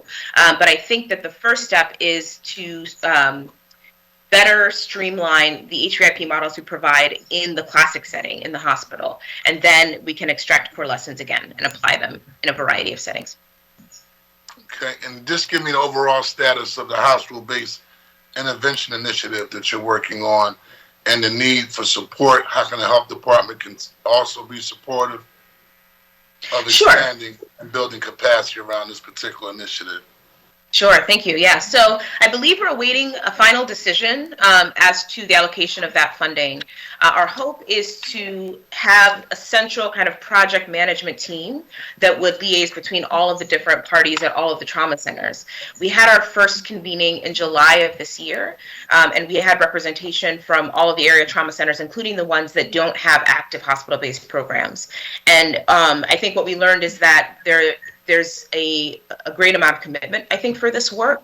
There's a lot of benefit to everyone being able to speak with one another about how they're recruiting, what their barriers are, and how we can optimize care in this setting. I do think it's worth saying that these programs don't just work with those who are violently injured by a gun.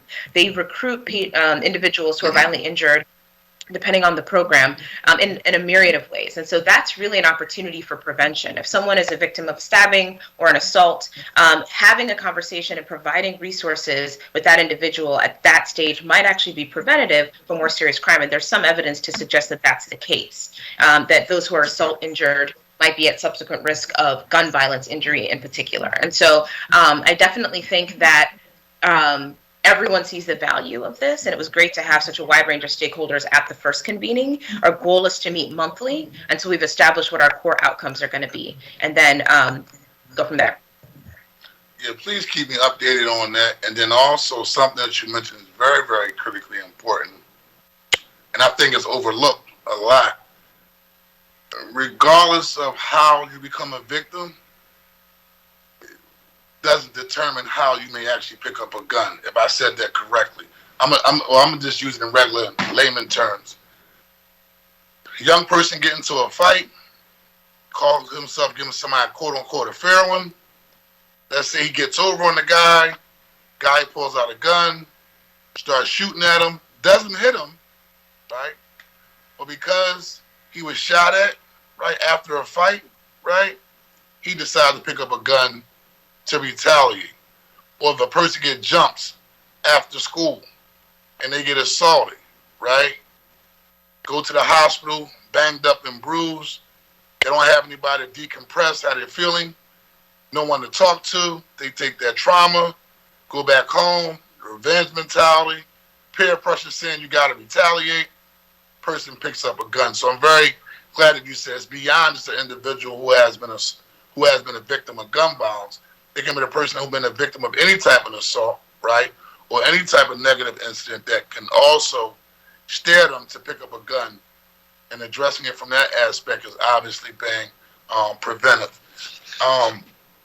The other question was, you talked about environmental interventions, removing graffiti, lighting, planting trees, improving the quality of life of an area.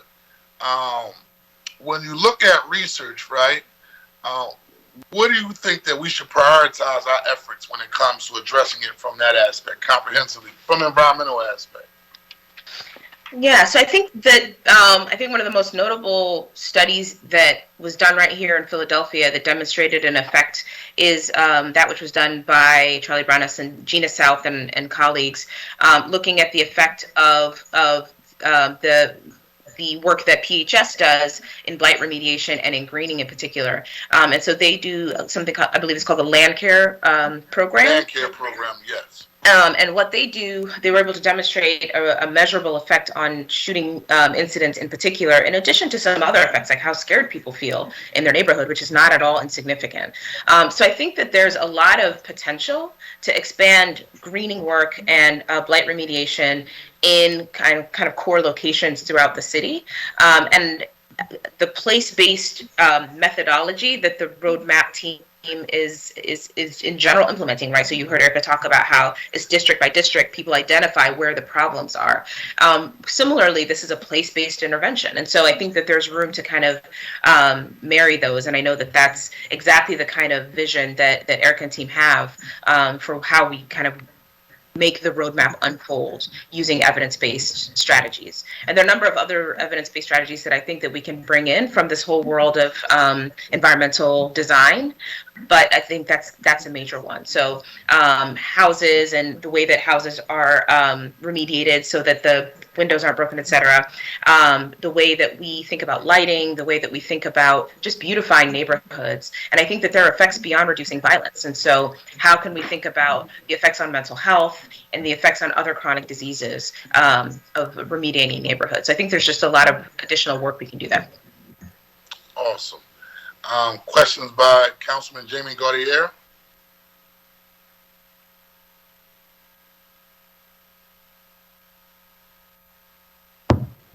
Hi, I'm sorry. Thank you, Mr. Chair. Hi, Dr. Abaya. Welcome back and congratulations. Thank Um, you. I wanted to know if you could expound upon, the money that we fought for in the budget. I believe it was like $500,000 to go towards your work. Can you just expound upon what that would mean, not in terms of staff, but also in terms of output and impact? Sure. So are you able to hear me still? Good. Okay. So we had a number of ideas as far as staff, people who could kind of make this effort successful.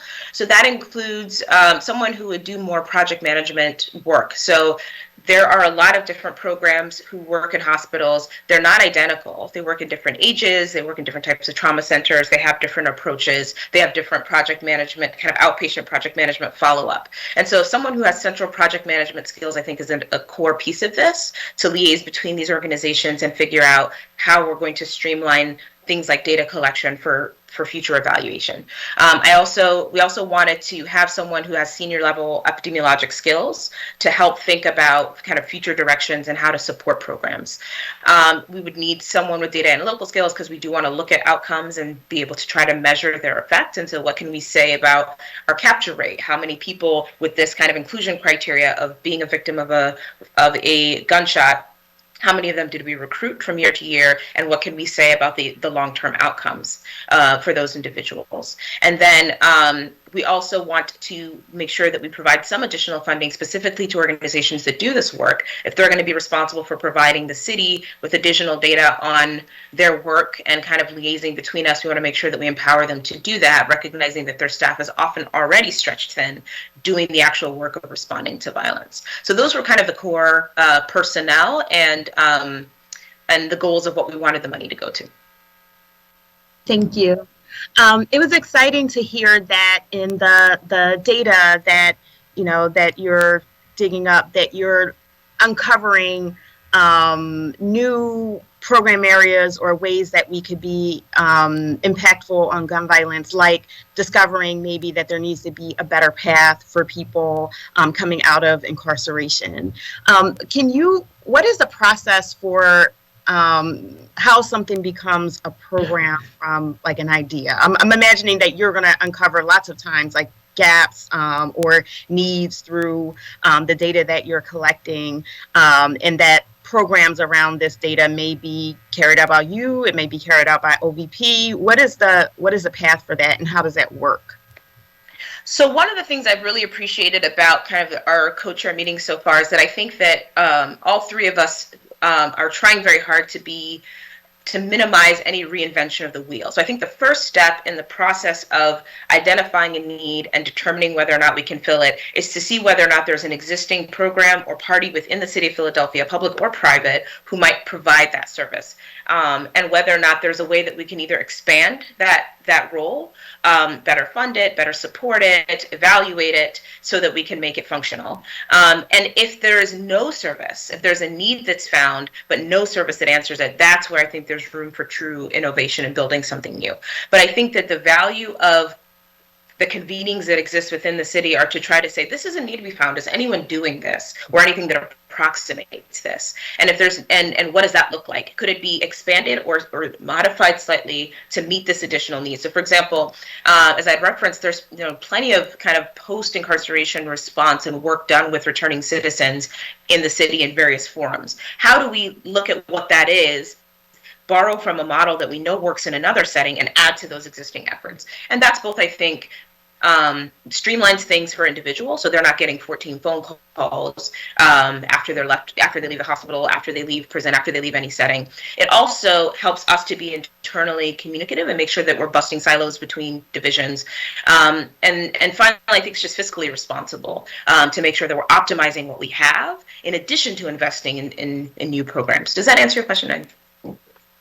Yeah, it gives me a sense. And from a staff perspective, who will do that work of taking sort of things that come up from the analysis you're doing and turning them into prevention and intervention initiatives? So right now, that's really been me. So what happens is, I have a running list of all of we call them action items, and then based on the conversations that happen in the room, and this is specific to the homicide review team meetings, based on the conversations that happen in the room, we assign who we think is the most appropriate team that would handle that. And recently, I think we decided that the right forum to discuss these and kind of push them up the ladder and figure out how to make them operational would be the executive implementation meeting for the roadmap, so that these things don't get discussed and just sit in an idea box somewhere. So that's the current plan. I think that the dream scenario would be that we would have someone who, again, has project management skills, who has the ability to kind of follow up and liaise between departments to say, what are the pieces of this service? Are there pieces that are being provided elsewhere, and then what's missing, and how can we best provide that? So those are some of the ideas that we have. So you do need this additional staff person, to be able to provide that capacity to take your analysis and turn it into prevention and intervention programs. Yeah, I think that would be the best way to make sure we're moving kind of in real time, that we're identifying action items, and then months don't go by before we've figured out and followed up with each party to say, what's the status? Because often what happens, I think, is that we have more ideas than we have time to kind of follow through with them. And I'm sorry if I missed this in the line of questioning with Councilmember Johnson, but what's the timeline for that hire? So we're waiting to hear. So I think we're still waiting to hear on a final decision about the actual allocation of those funds. And then as soon as those are allocated, we've started drafting a description of the person that we would like. Okay, thank you so much. And please know that that you have our support on that, because this work is just incredibly important and urgent. Thank you. Thank you. It's so urgent that we hope they hire somebody next week. Just man up front. But thank you, Dr. Ruth. Appreciate your time for being here. Thank you very much. Will the clerk please call the next panel? Commissioner Danielle Outlaw.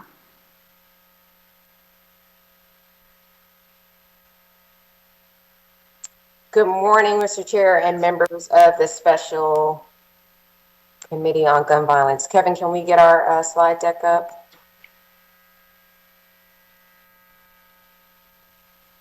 Thank you so much. My name is... Good morning, Commissioner. How are you? I'm well, thank you. Thank you very much. I'm Danielle Outlaw. I am the Police Commissioner here with the Philadelphia Police Department, and this morning I'm joined, per usual, by the executive team in the event that there are some questions that you may have for any of us. I am going to start with giving you an update. It's been a long time since we've presented, and I know this is the initial gloom and doom slide, and I would like to say that the numbers have gone down, but they haven't. But I'm just going to give us an update on where we are. So as you can see, again, since 2014, we have been trending upward as it relates to our homicide and our shooting victims. At the end of 2020, victims were up 39% and 53% respectively when compared to the previous year. Looking at year to date, this trend, as you mentioned, Mr. Chair, is continuing, as homicides are now up 15% compared to the previous year, and shooting victims are up 10%. We also are showing that our firearm possession arrests are tracking alongside our homicides and our shooting victims, which lead us to believe that more guns on the street are meaning more victims for us. Next slide, please. We put this slide in here because this is one of the slides that we tend to show during our biweekly pressers. And what this does is show week to week a comparison of the homicides and the shootings, so we can see how much it fluctuates. Examining, and I like to use DC Dale's statement when he says, green is good, red is bad. Easiest way to say it. When you look at our weekly trends, our homicide and our shooting victims appear to be fluctuating since last August. And while this past week we're down from our high of 20 homicides and 71 criminal shooting victims from the previous week, we're actually higher than we were in late August. Remember, this same time last year, we were deeply entrenched in the pandemic, the COVID-19 pandemic. So focusing on our strategies, and with the pandemic appearing to slow down a bit, we're hoping to see the total year-to-date comparison of homicides and shooting victims decrease or drop. Next slide, please. This is a reminder of our model and the goals set forth in Operation Pinpoint. Operation Pinpoint is how we operationally implement the umbrella of Philadelphia Roadmap for Safer Communities. So if you recall, when we first rolled the plan out in June of 2020, we not only laid out these goals, but one of the goals was to establish an operating model. So it was very clear what we were supposed to be doing, and that's what this framework is. Goals 1 and 2 and 7, quite frankly, those were accomplished very early on. But the most difficult ones, and again, you know, they may be lofty, but they're goals. There are targets by the end of the evaluation period for the roadmap. The more lofty goals really focus more on reductions in homicides in our pinpoint areas by 25% by the end of 2021. Reduction of our shooting victims in Operation Pinpoint areas by a quarter by the end of this year. And then also to increase our homicide clearance rate to 65% by the end of this year, and increase our non-fatal victim shooting clearance rate up to 30%. We have not met these goals. We are still working towards these goals. But with all of that said, we do know that in the short term, Pinpoint is showing positive results. I mentioned that we met our action plan goal of implementing Pinpoint in 45 areas across the city. There was an expansion upon my arrival. We only had a few. We didn't have representation across the city. We now do. We also know that our shooting victim counts show a 12% decrease in our Pinpoint areas when you compare to citywide. And our homicides are showing an increase of only 2%. It's still an increase, but it's a lot less than our Pinpoint, or in our Pinpoint areas than it is citywide, which is well below the increase, the citywide increase of 15%. And then I want to also highlight this. When you look at these specific districts year to date, under the leadership of Captain Driscoll in the 12th district, we're seeing a 13% reduction in our shooting victims and a 10% reduction in our homicides. Under the leadership of Captain Smith in the 14th district, we're seeing an 18% reduction in shooting victims and 39% reduction in homicides. Under the leadership of Captain Walker in the 15th district, we're seeing 11% reduction in shooting victims, and we're flat in our homicides. Under the leadership of Captain O'Donnell in the 17th district, we're seeing a 46% decrease in our shooting victims and a 43% decrease in homicides. And then also in the 1st district, we're seeing a 40%, this is under Captain Zaffino, 41% decrease in our shooting victims and a 26% decrease in homicides.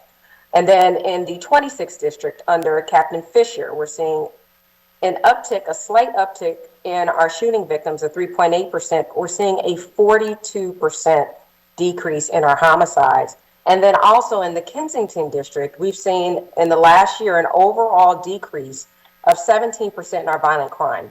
Most notable, a 32% reduction in our shooting victims and a 43% reduction in our aggravated assault with the firearm. And when, again, looking at Kensington through the combined effort of the Kensington district that we established, our East Division personnel, and the support of our narcotics enforcement, our district boundaries have achieved a 127% increase in arrests for VUFA.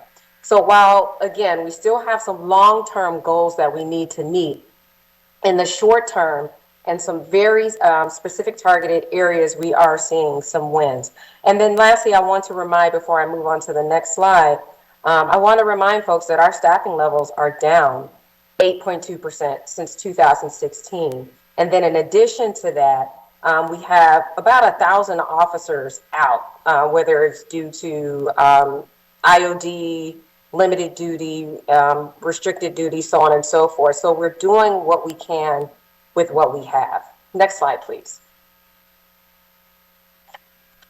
This slide here is one that we show during the pressers. It reinforces the stats that I just shared, and that we're seeing an increase citywide of 15%, but in our pinpoint areas, as it relates to homicides, we're seeing a 2% increase. Next slide. What?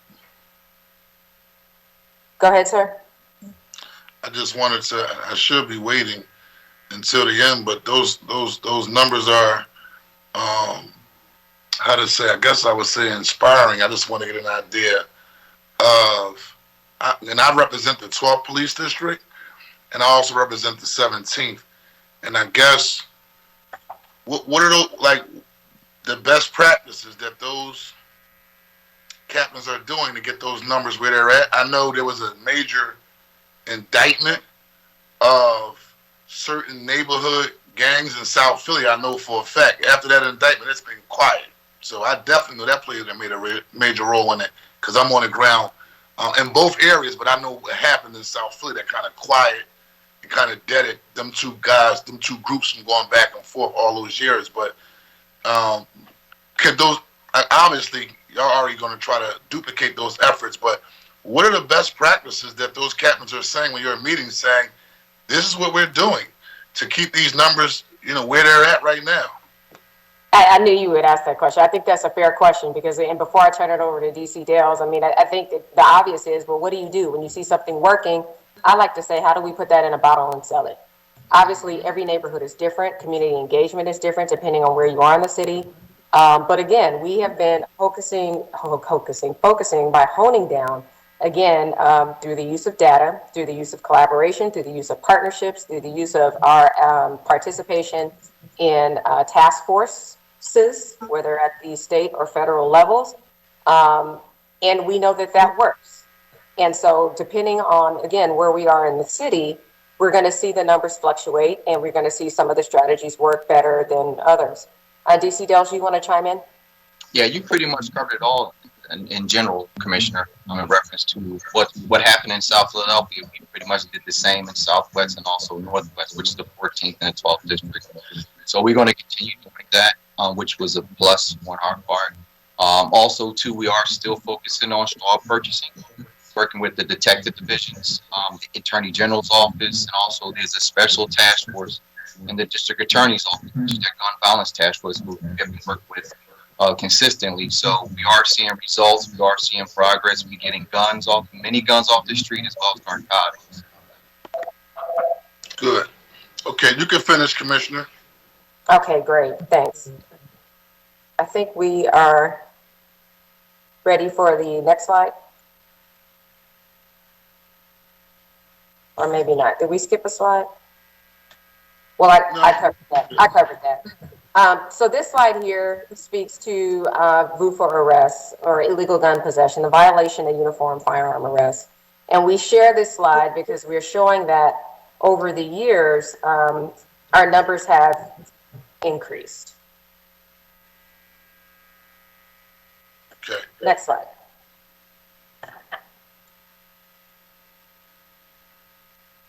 We always credit our officers with their abilities to get guns off the street, and it's not always it's not safe to do that. And I want to publicly commend our officers here.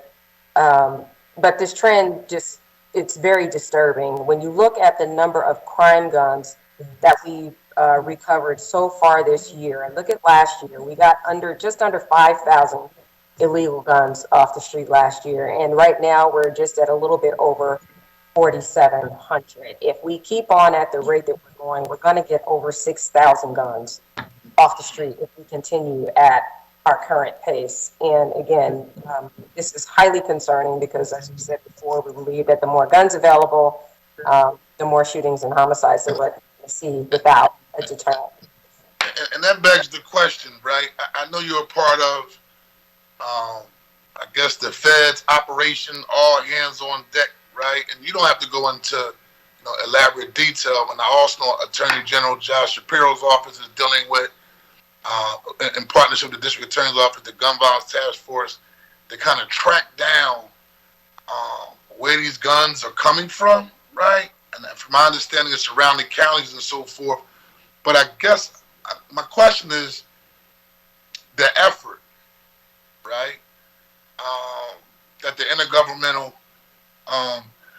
partnership is putting behind just zero-like targeting on the tracking and flowing of illegal guns, right? Could you elaborate on those efforts? And I publicly reached out to Drug Enforcement Agency with a letter, just pushing and putting them on notice to see what level of energy that they're putting into this, right?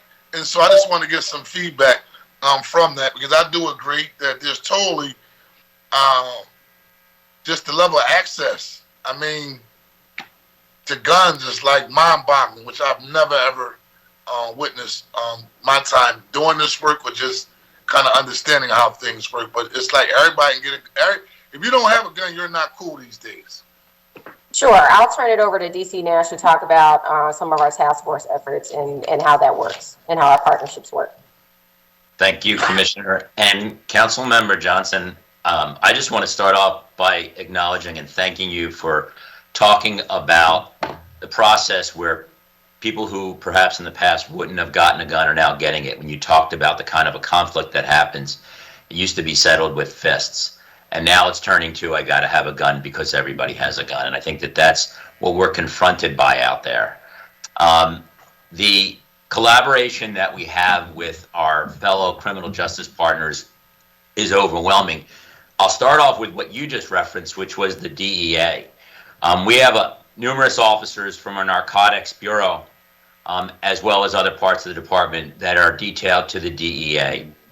And they continually conduct investigations that uncover information about where guns are, and then we do search warrants on those locations. And we do it to take the drugs off of the street, but inevitably, when we are doing those search warrants, we're also recovering multiple firearms. And that's why you see such a high number of crime guns beyond the number of just VUFA arrests, because we're getting multiple guns. And then you also referenced the way things are going and the way that they've changed. Well, not only are they getting guns, but they're also showing guns, and they're doing it on social media. And we've talked about that in the past. And we conduct numerous investigations from our DEA partnerships, as well as with our ATF partnerships, our FBI partnerships, and our Attorney General's partnership. And then the collaboration that Commissioner Outlaw referenced, specifically with the Attorney General's Gun Violence Task Force, that's following up on every gun that we've recovered and getting a location as to where it came from, so that we can trace how the guns are getting into the street. So all of that is to say, we have numerous levels of collaboration. We're dedicating all possible resources, but the problem, as you well know, is overwhelming, because there are so many guns that are just flooding the streets. And it just becomes an incredible challenge. As those guns are available, those guns inevitably lead to the violence that we're seeing. And I think that that's the systemic problem that we're facing right now. So I hope that kind of deals with where are those guns coming. They're coming from everywhere. And that's the best way I can describe it. Okay. Thank you very much. Thank you. Thank you. Next slide. Continuing on the conversation about guns, we know that privately made firearms, or ghost guns, are also an issue here, and we are seeing an increased amount of ghost guns or privately made firearms recovered from the street as well. Year to date, we are now at 447. Next slide. We've shown this slide before, and it's just to show that there is a trend there. We've had an increase in VUFA arrests. We've had an increase in number of guns recovered, illegal crime guns recovered from the street. But the trend lines are going in the directions that we would not like them to see them go in.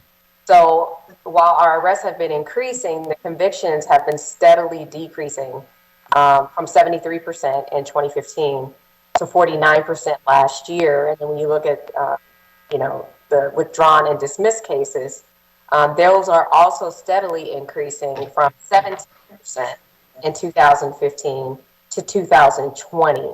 And the current 2021 trend shows that there's a continuance. Next slide.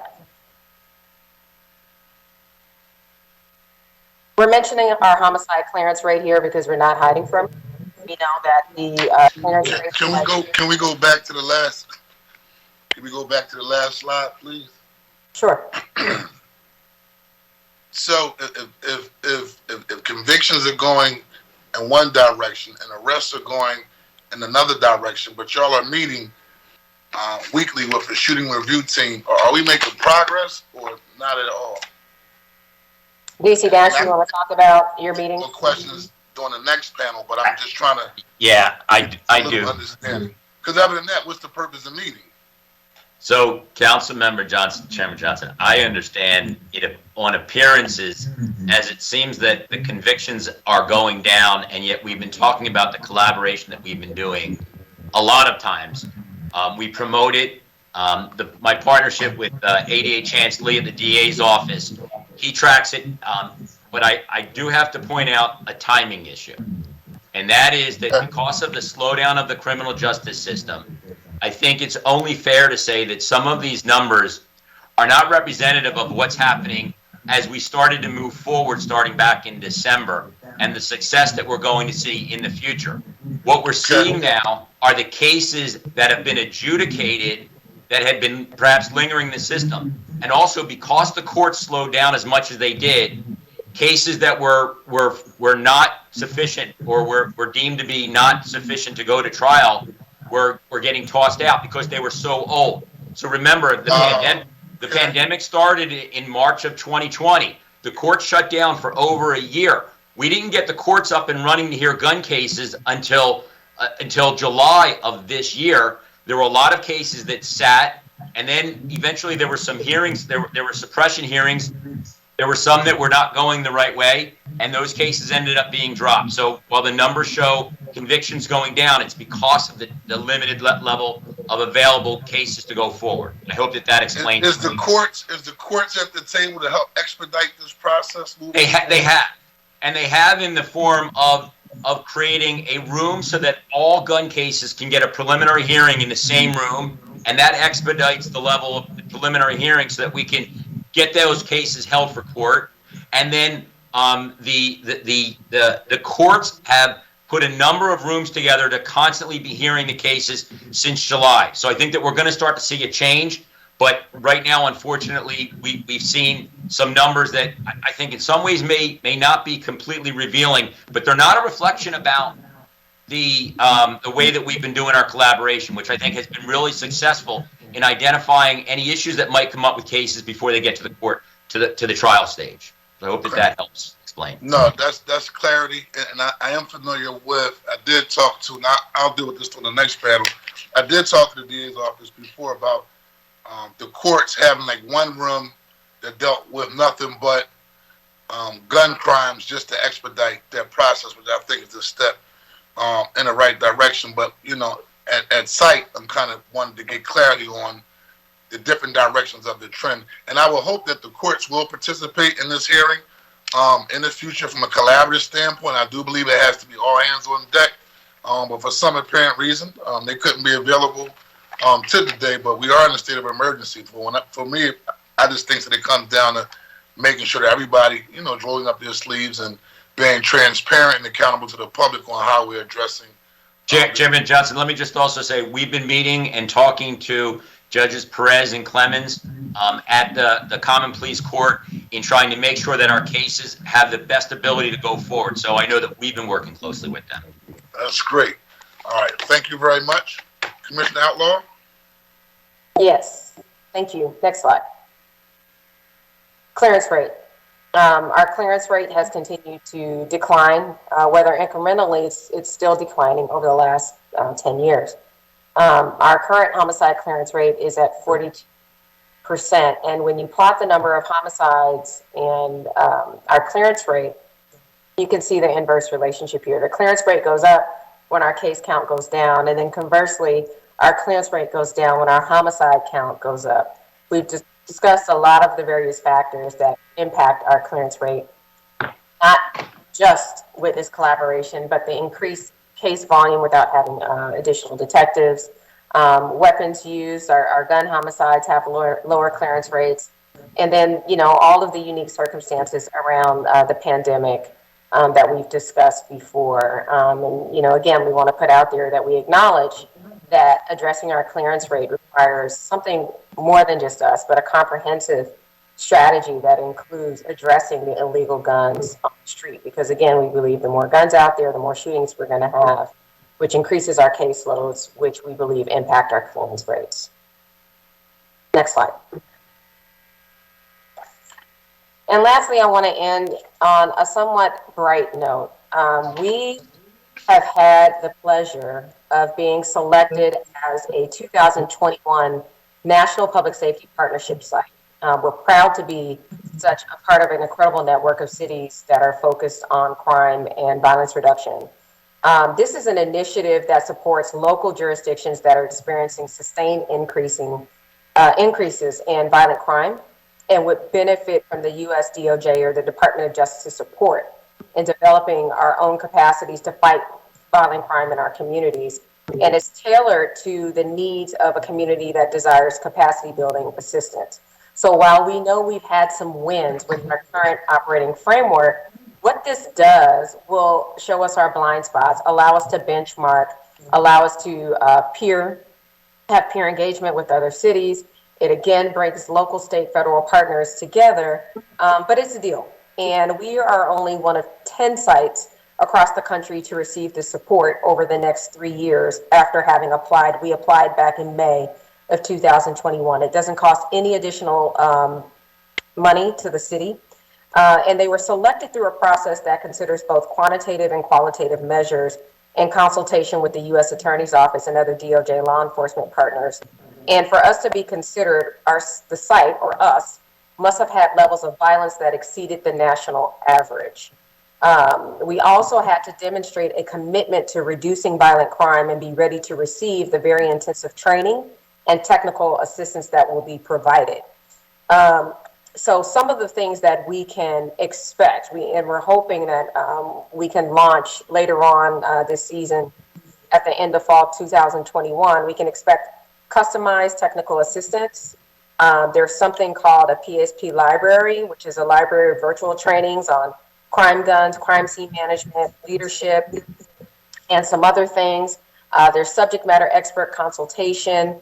There's a strategic site liaison that's assigned to us who's a former law enforcement executive that's had success in other parts of the country. There's opportunity for peer exchanges. There's a strategic assessment, actually several assessments, which will take place first to give us a baseline understanding of what we're working with. There's a summit, the PSP Summit. That's an invitation-only event that convenes all of the executive leadership and key stakeholders from all of the sites to have discussion and explore public safety and violence reduction strategies directly with national practitioners and other researchers in the DOJ, U.S. attorneys, so on and so forth. I say all that to say that this is a deal. Some of you might be familiar with the work that was done in Camden County, across the bridge. Some of their successes with the public safety partnership was allowing them to streamline ballistics evidence processing. They incorporated social network analyses and integrated technology into daily operations. And they're now serving as one of the model sites for this partnership. And for us, in addition to the plethora of things offered, we really want to be able to focus, I don't know why I keep wanting to say hocus, but focus or hone in on. It's Halloween. Exactly, it is. That's what it is. I want us to be able to work with them to focus on our investigative strategies as well, to see what we can do to enhance our clearance rates. So all of that to say, we are a learning organization. We're always looking to see what we can sharpen, what works well, how we can replicate that. But again, what are some areas that we need to tweak? And we're open to best practices and benchmarking, and being a part of this 3-year initiative, I think will help us do that. With that, I'll open it up to any further questions that we have. Well, congratulations, first and foremost. And hopefully this will be another tool in the toolbox to help us keep our city much safer as we move forward, specifically around the issue of gun violence. Just have a couple of questions. Well, one, again, it sticks out what those captors are doing in the various pinpoint areas. And I guess the question is, how could we expand what's taking place in those pinpoint areas that show that y'all are very, at least effective with this presentation. How do we go to scale, right? With the resources that we have, with the manpower that we have. And the second question is, and I want to be helpful in this part as well, how is recruitment going for manpower? How is expanding manpower in a homicide unit? What does that look like? I know at one point in time we talked about waivers for individuals who may not move in the city but want to become an officer. I'm recently looking at people who have been grandfathered, and in terms of they maybe applied for the test and then the legislation came down and now they may be excluded, things of that sort. But that all goes down to a manpower issue. Can you just elaborate on where you're at from a recruitment and expanding standpoint? Because that plays a major role as well in terms of caseload burden. I will briefly talk about the recruiting piece, and then I'll turn it over to DC Dales to talk about our CompStat process and accountability. So as it relates to our ability to attract, the good news is that we're still attracting people, but it's not in the, to your point, it's not in the numbers where we once saw them. Yes, there have been some challenges that we found in some of the new requirements. It's now required for those to have lived, those who want to apply, you have to have lived here in the city for at least 1 year. And then there's also a vaccination mandate for all new employees, effective early September, I believe. With that said, we were able to work from, there was a waiver, a couple of waivers for the last 2 lists that we got from City HR. We were able to grandfather those people who had been waiting on the list to push them through the process and to formulate the class that we currently have now, and then to hopefully have another class by the end of the year. We have done everything that we can in recent months to make sure that we're reaching people where they are. We are partnering with academic institutions to provide workshops to help people on the reading test, because we saw that we were losing people there. Also with local gyms and such, so that we can provide workshops to get people through the physical piece, because we were losing people there as well. With that said, it is a reality that our numbers are at a very critical low. Our authorized strength was reduced in the last budget process, and it was not, well, process before last, and it was not restored. But even with that said, it takes some time to get the bodies here. And so as we're being asked to do more, and I keep saying that because it's, whether it's around ATV details or, you know, a lot of the car meets that we're seeing, we're pulling from the same pool. We're pulling from the same cadre. Some of those, the same officers that we would be using on an overtime basis or on an extra basis to address a lot of the pinpoint stuff would be some of the same officers that we're using in other parts of the city. So I'm going to be honest with you in that it is challenging, because we're also being questioned every turn we make, as we should, about our overtime expenditures and costs as it relates to that. As it relates to accountability, our CompStat process is designed specifically for that. DC Dales, you want to chime in and talk about how the captains are held accountable as to what's going on in their specific grids? Absolutely. Good afternoon, Councilman. How are you, sir? Hey, good afternoon, Deputy Commissioner Dales. How are you? Doing pretty good, doing pretty good. So before I go into the accountability piece, the captains, what they have been doing in pinpoint grids, they also do the same outside the pinpoint grids. When we see a hot spot developing, we don't ignore it. We definitely deploy in those zones. So obviously we increase our presence within our problematic areas, which 9 times out of 10 turns into officer movement of violent offender from the streets. We also work with our partners, which we mentioned, local, state, federal partners within these zones. We don't just put police officers in those zones without implementing operation plans within those zones. We have operation plans in place, deployment plans in place. We also implement certain various initiatives, strategies within those zones. We work with probation, work with parole, you name it, we work with everyone to try to reduce gun violence within these zones. Now, as far as the accountability part, we definitely hold the captains accountable for reducing gun violence within their respective districts. We meet every morning. Every morning we talk. If a shooting occurred the day prior, we talk about it. We talk about the offender. We talk about the witness. We look at the victim. Because every victim, when you look at the victims, there's a story behind the victim. Just because they're a victim one day doesn't mean they could be an offender another day. So we look at that as well. And we take the appropriate action to try to prevent another shooting from occurring, which we have been effective, I will say. We also have the CompStat meetings every 2 weeks, where I let the chief inspectors pretty much run the CompStat meetings.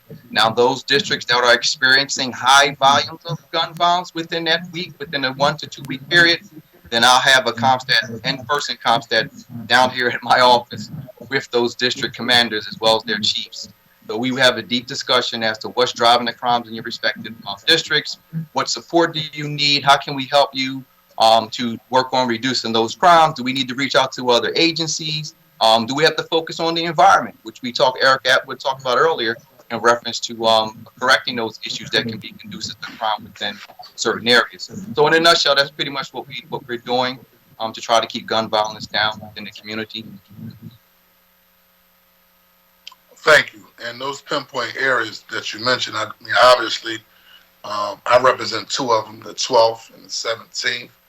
And but even when I look at the other ones that's not in my district, it sticks out that they are pinpoint areas, and at least in those particular areas, something's working. So always looking at best practices and models, which I'm quite sure y'all are as well. When you see the numbers go down, the way that they're going down, we're not doing an arrest game. It's about really getting to the root causes of why these young people are picking up guns, predominantly young people in the first place, and the level of carnage that we're seeing. And I can throw a challenge in here too, sir. I mean, the officers out there working hard every single night. Every night they're getting guns off the street. And what pretty much makes me upset is when I see the background of these individuals who were involved in shootings or if we got a gun off them, carrying a gun illegally throughout the city. Last night, we arrested a gentleman. He had an extended magazine. You look at his history, he had 2 prior booth arrests. 2 prior booth arrests. The initial bail was set at $200,000, then it was reduced to $75,000. Look, 2 days prior to that, Kensington and Allegheny, there was a shooting. The guy literally shot at several individuals and shot one male. Thank God he survived. Except the police were there. Except the police made the apprehension. Took a look at his background. He had an open VUFA case this year in April. This year, open VUFA case, and he's back out on the street. So these are some of the things we're dealing with. So we have to definitely focus on that. We got to work together. We have to work together as a team, as a whole, if we want to reduce gun violence in our city. So I guess that just leads me to the point, when you have cases like that, and I know you have a shooting review team, right?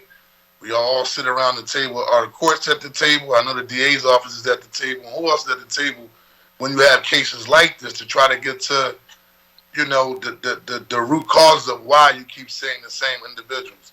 And I've been doing these hearings for so long that I get both perspectives, but you know, obviously, if everybody's sitting inside the same room, right, and we all working toward the same goal, which is a safer city, and you see cases like that, how do you nail down on, okay, well, here's a case study of these 2 individuals, right, known to be shooters in the neighborhood, right? Their background shows that they're shooters in the neighborhood, but yet they're still walking the streets and have the ability to commit carnage, and they don't want a job. They're not looking for an opportunity to get out of the lifestyle. This is what they do, right? And I guess, you know, doing a case study and a deeper dive, I know Councilman Jones had the 100 Shooting Review Committee to like really nail down on those type individuals and get to the root causes of actually why those individuals have that opportunity to still commit the type of shootings that they are doing. So that's just my perspective, because I know the various agencies do meet. But at the end of the day, if we're going to get off what I call a rat wheel of homicides and shootings, then at some point in time, we got to get to the root cause of why we keep seeing the same individuals pulling the triggers day in and day out. And there's a variety of different perspectives, but at the end of the day, getting to the root causes of it and making sure it doesn't happen is how we see ourselves out of the current situation that we're in. And so thank you for your perspective, your update. I had a question regarding the clearance rate for homicides and non-fatal shootings, right? Can you give me those numbers and also your perspective on how we're addressing them, particularly around the homicides, right? Have we expanded and I know we have a manpower problem. I guess that's more of a promotion type of detective issue more than anything else. Have we expanded the case manpower in the detectives unit? And then also, because witnesses are so apprehensive about coming forward, and this has been discussed before in the prior hearing, what is the police department's strategy to make, I guess that's more of a question also to ask the DA, but how are you making people comfortable to come forward with information? And that'll be a common conversation for both agencies, but because people need information. I'm one to say, I tell the public in a heartbeat, if you see something, you got to say something, because homicide can't solve a homicide if they don't have information. You blame the cops all you want, but if you're not coming forward saying, I saw this person shoot that person, or provide camera footage, or to provide some type of information, then the homicide can't solve a homicide, and those families don't get justice at the end of the day, and that's what they all want, for some closure. So, Deputy Commissioner Nash? Yeah, thank you, Commissioner. I'll jump in here. And Chairman Johnson, you just laid out all the challenges that we face in our homicide investigations in one sentence. But let me start and try and break it down. Staffing of homicide. Since I've been in the position that I'm in, I've made it a priority to make sure that no matter where we are with the Bureau as a whole, we're maintaining a consistent level of staffing in the homicide unit. So while the Detective Bureau has lost significant number of people since the last time that we've had detective promotions, the homicide unit staffing has remained consistent. 12 detectives and 3 supervisors since I've been here have gone into the homicide unit. But the problem with that is, even though we've been able to maintain the staffing level at where we've been in the past, as the homicide numbers have grown significantly, it has meant that individually those investigators have resulted in a higher caseload. And you've seen the inverse relationship. As the homicide numbers go up, the clearances go down. That's because they don't get the opportunity to spend as much time as they can on each individual investigation. Ultimately, we've been robbing from Peter to pay Paul. We've been taking from the detective divisions the experienced and strong investigators that work other types of cases, including the non-fatal shootings, as well as other robberies and other Part 1 crimes. Those who have a demonstrated track record have had the opportunity to go into the homicide and prove how good they are when it comes to the biggest priority that we have, which is solving the homicide cases. Let me touch on, you talk about the comfort level of witnesses coming forward. And I'm going to give you a recent example. And it combines 2 things. And it's cooperation. You nailed it. And you've heard me say it numerous times, that a great percentage, I would put it as high as 80%, maybe even higher, closer to 90%, of the cases we're able to bring in are dependent upon recovery of video. And that's from surveillance video, whether it is from a commercial establishment, a Ring doorbell that somebody in the neighborhood put up, or a police camera. And it's not as simple, Chairman Johnson, it's not as simple as we've got an image of the person who did it. But it's a matter of we're able to determine that a vehicle arrived at a scene, and that vehicle was captured on an image. And from that vehicle, we can trace it back to who is responsible for the shooting that way. And then with that comes other levels of corroboration. But as I'm talking about the video, we're not only getting resistance sometimes from community members who see things and don't want to come forward because of legitimate fears that they have. Sometimes we're even getting resistance from people who have the video who don't want to cooperate. And in a recent case, we believed that a location of a commercial establishment could provide some critical video. But that person, when we went to the owner of the establishment, they said, no, the camera doesn't work. We talked to the victim's mother. The victim's mother happened to know the person from that commercial establishment, called the person themselves, and found out the video was in existence. And that video is critically important in leading to an arrest that we're going to get. All of that is to say there is a legitimate concern for people's safety in cooperating with investigations. We work very closely with the District Attorney's Office and the Attorney General's Office in order to relocate people who provide information and feel that their lives may be in danger. I can tell you that recently Councilmember Gautier has reached out on a number of occasions about people who have had situations where they've been concerned about their safety as a result of cooperation. We've done everything we can and worked with our DA office partners in order to accommodate those individuals that come forward. So the bottom line in all of this, and I'll wrap it up by saying, yes, we've seen less cooperation. We have a greater dependency on two things. We have a greater dependency on video surveillance that's recovered and ballistic information, or forensics, as we talk about a lot of times. Those things are critical in increasing our clearances. But I can assure you, from the bottom of my heart, the homicide investigators are incredibly dedicated, and they are working so hard to bring justice to the families. So I hope that answers, in a long way, some of the concerns that you've addressed. Absolutely. Next, I'm going to call on Councilman Alan Dom for questions. Thank you, Mr. Chairman. Thanks for this hearing today. Good afternoon, everybody, Commissioner and Deputy Commissioners and everyone. I want to follow up, Chairman Johnson, on your questions regarding the staffing. Because I'm concerned about the staffing for the police department. I'm concerned about it for the fire department. And when you pick up every newspaper today, even the front page of the Inquirer today, there's staffing problems nationwide. And people are trying to make things easier to hire people today than to make it more difficult.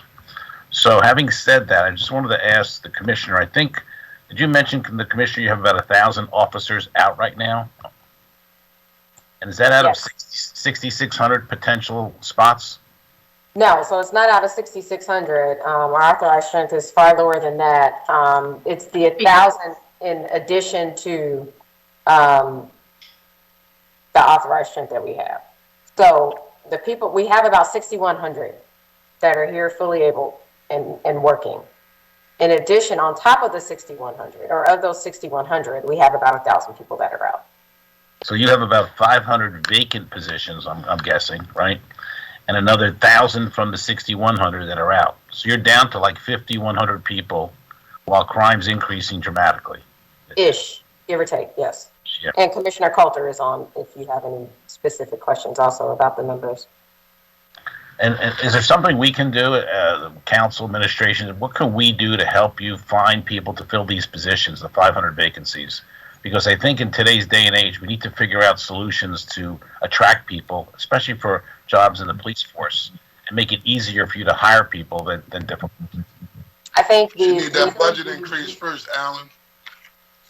Need that budget increase. We took that money away a couple years ago.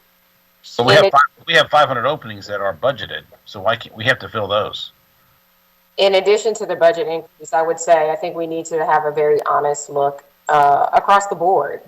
Not at anything that was newly implemented in the last year, but we have to have a hard look and a very honest look at any potential barriers to entry.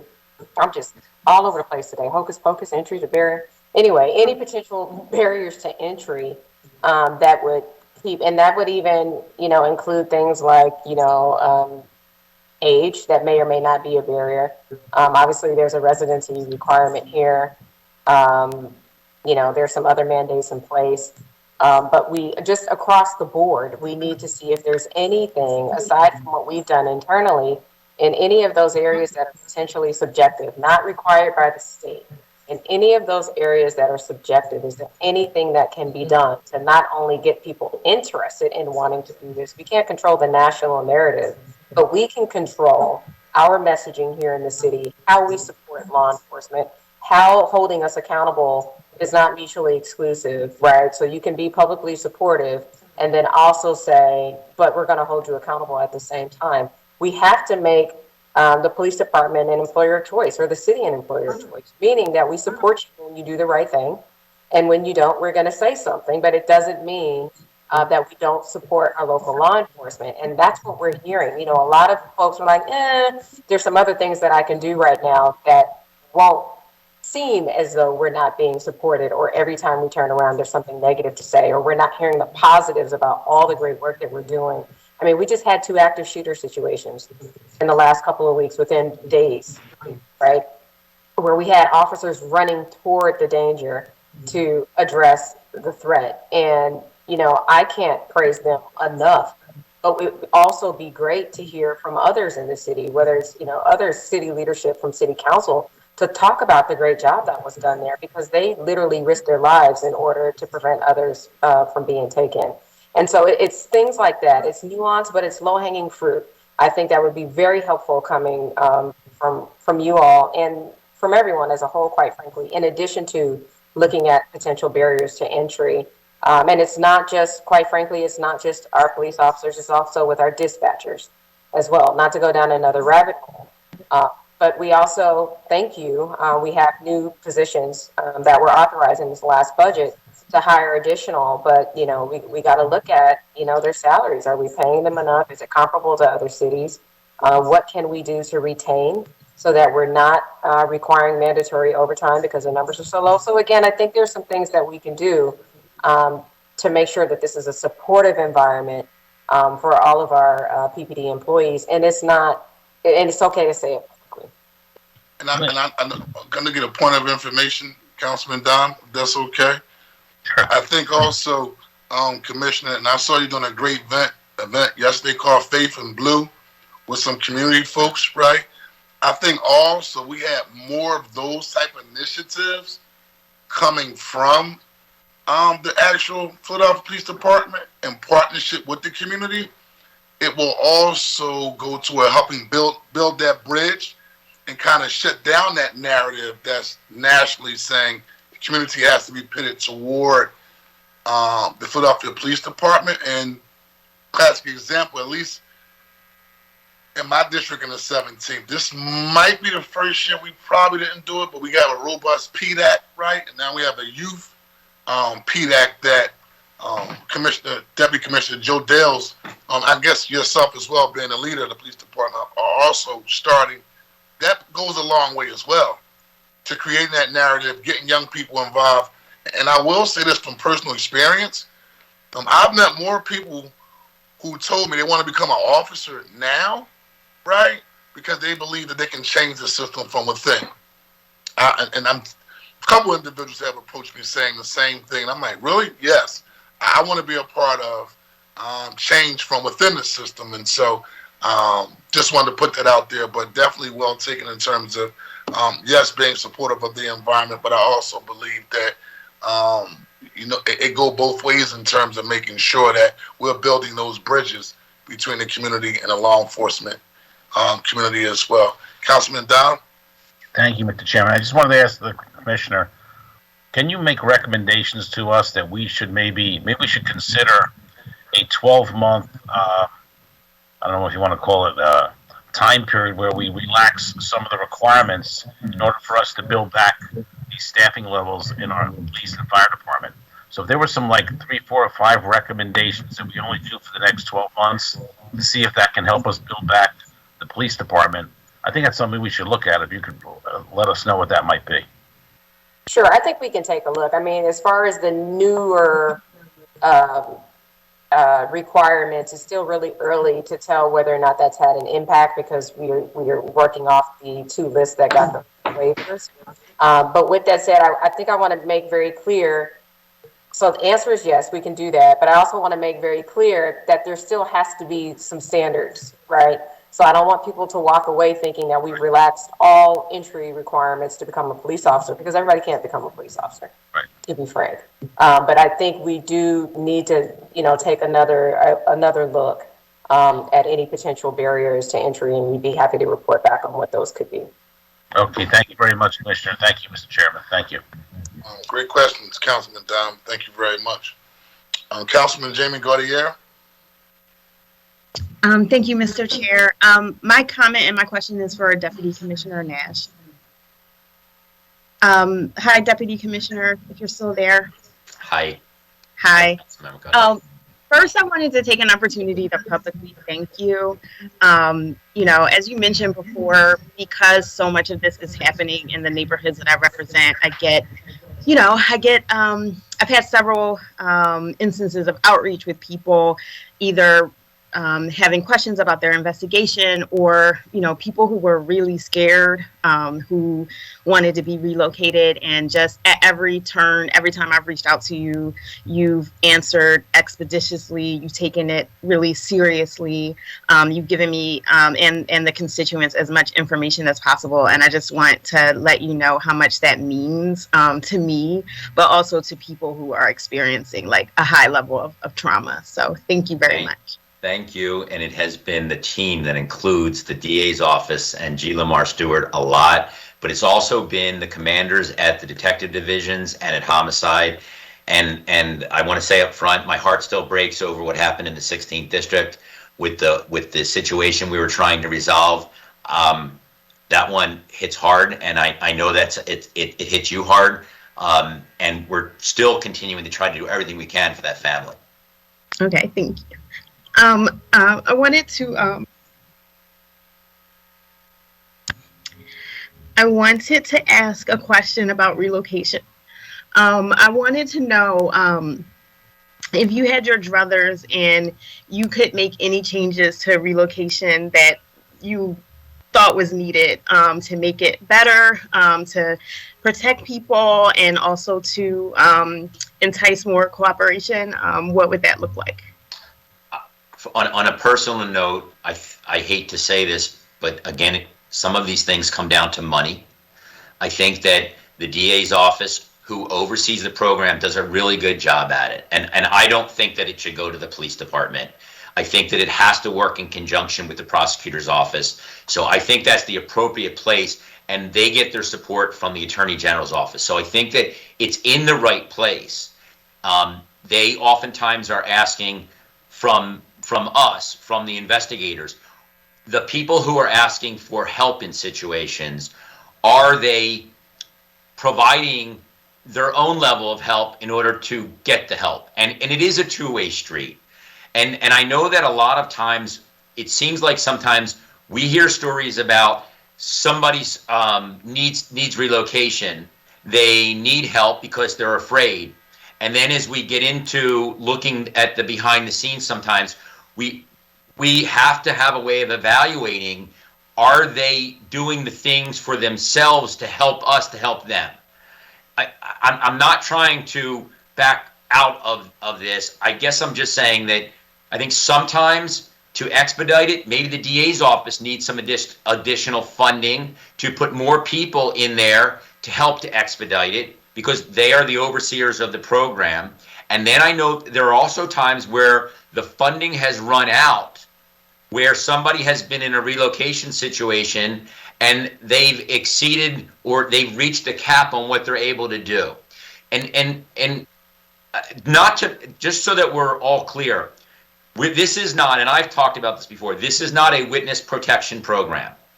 We are not the United States Marshal Service, who does a great job for the federal government. We are a witness or a victim, or basically a witness relocation program. We move people. And generally speaking, most of the times we move them from one section of the city to another section of the city. And I believe that there are times that we move them from one section of the city outside of the city. And that can be really, really effective.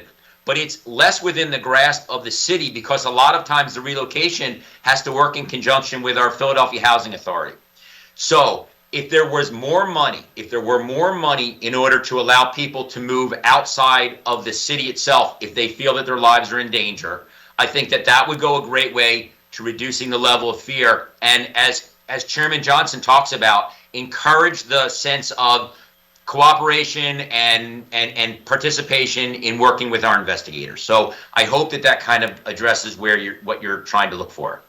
I think I clearly hear more funding, right? And funding that would allow us to move people outside of the city. But I wanted you to expound on, what do you mean by, people trying to, you mentioned like people working through issues that would, I guess, make them better partners in relocation. Can you sort of talk about some of that? Can you expound on that a little bit? Well, I think a lot of that goes back to the things that we talked about with the Faith in Blue and the trust with the community. On Saturday, I went to the Transfiguration Church, Baptist Church on Fairmount Avenue, and I saw you accept an award, and you were incredibly gracious. And I think you were incredibly well deserving of that. And I don't mean that to sound too puffy right now, but I know the commitment that you have with the community, and I know the frustration that you feel when the members of the community that you are so diligently trying to serve are being victimized by continuing and ongoing violence. But I think that what we saw from that forum, which was incredible with these young interveners, is that there are people who have been in situations that are difficult, and they're recognizing that they can get involved and encourage others to reduce the level of violence. So it's all about the things that the commissioner so often tries is encouraging, and it's building the trust between the police department, which is oftentimes seen as a blue wall, and the community, which has gone through so much in the last year and a number of months, especially as a result of what happened last summer, where there was a overall breakdown in the trust from the community to the police department. And we are trying continually to rebuild that trust, and we're doing it through events like what we saw on Saturday and other events that are going on. And so I expressed a level of frustration where people are reluctant to cooperate. And I'm talking about something as simple as giving us video. And part of that, and in fairness to some of those folks, it's because they are afraid that if it gets back to offenders that they provided the video, that they may be targeted in the future. I don't frankly know a way to overcome all of that other than get more and more public surveillance type of things out there, because the cameras, we're in a vicious cycle. As the homicides go up, the retaliation continues. One homicide leads to another homicide, and I know everyone is critical about our lower clearance numbers than they should be. And we can only stop this terrible cycle if we can take the people who are responsible for those and get them off the streets. And in order to do that, we need evidence. In order to do that, we need trust of the community. So all of that stuff is to say we need to continue to build partnerships like the things that we've been trying to do. Thank you so much. And thanks again for your work. Thank you, Mr. Chair. Thank you.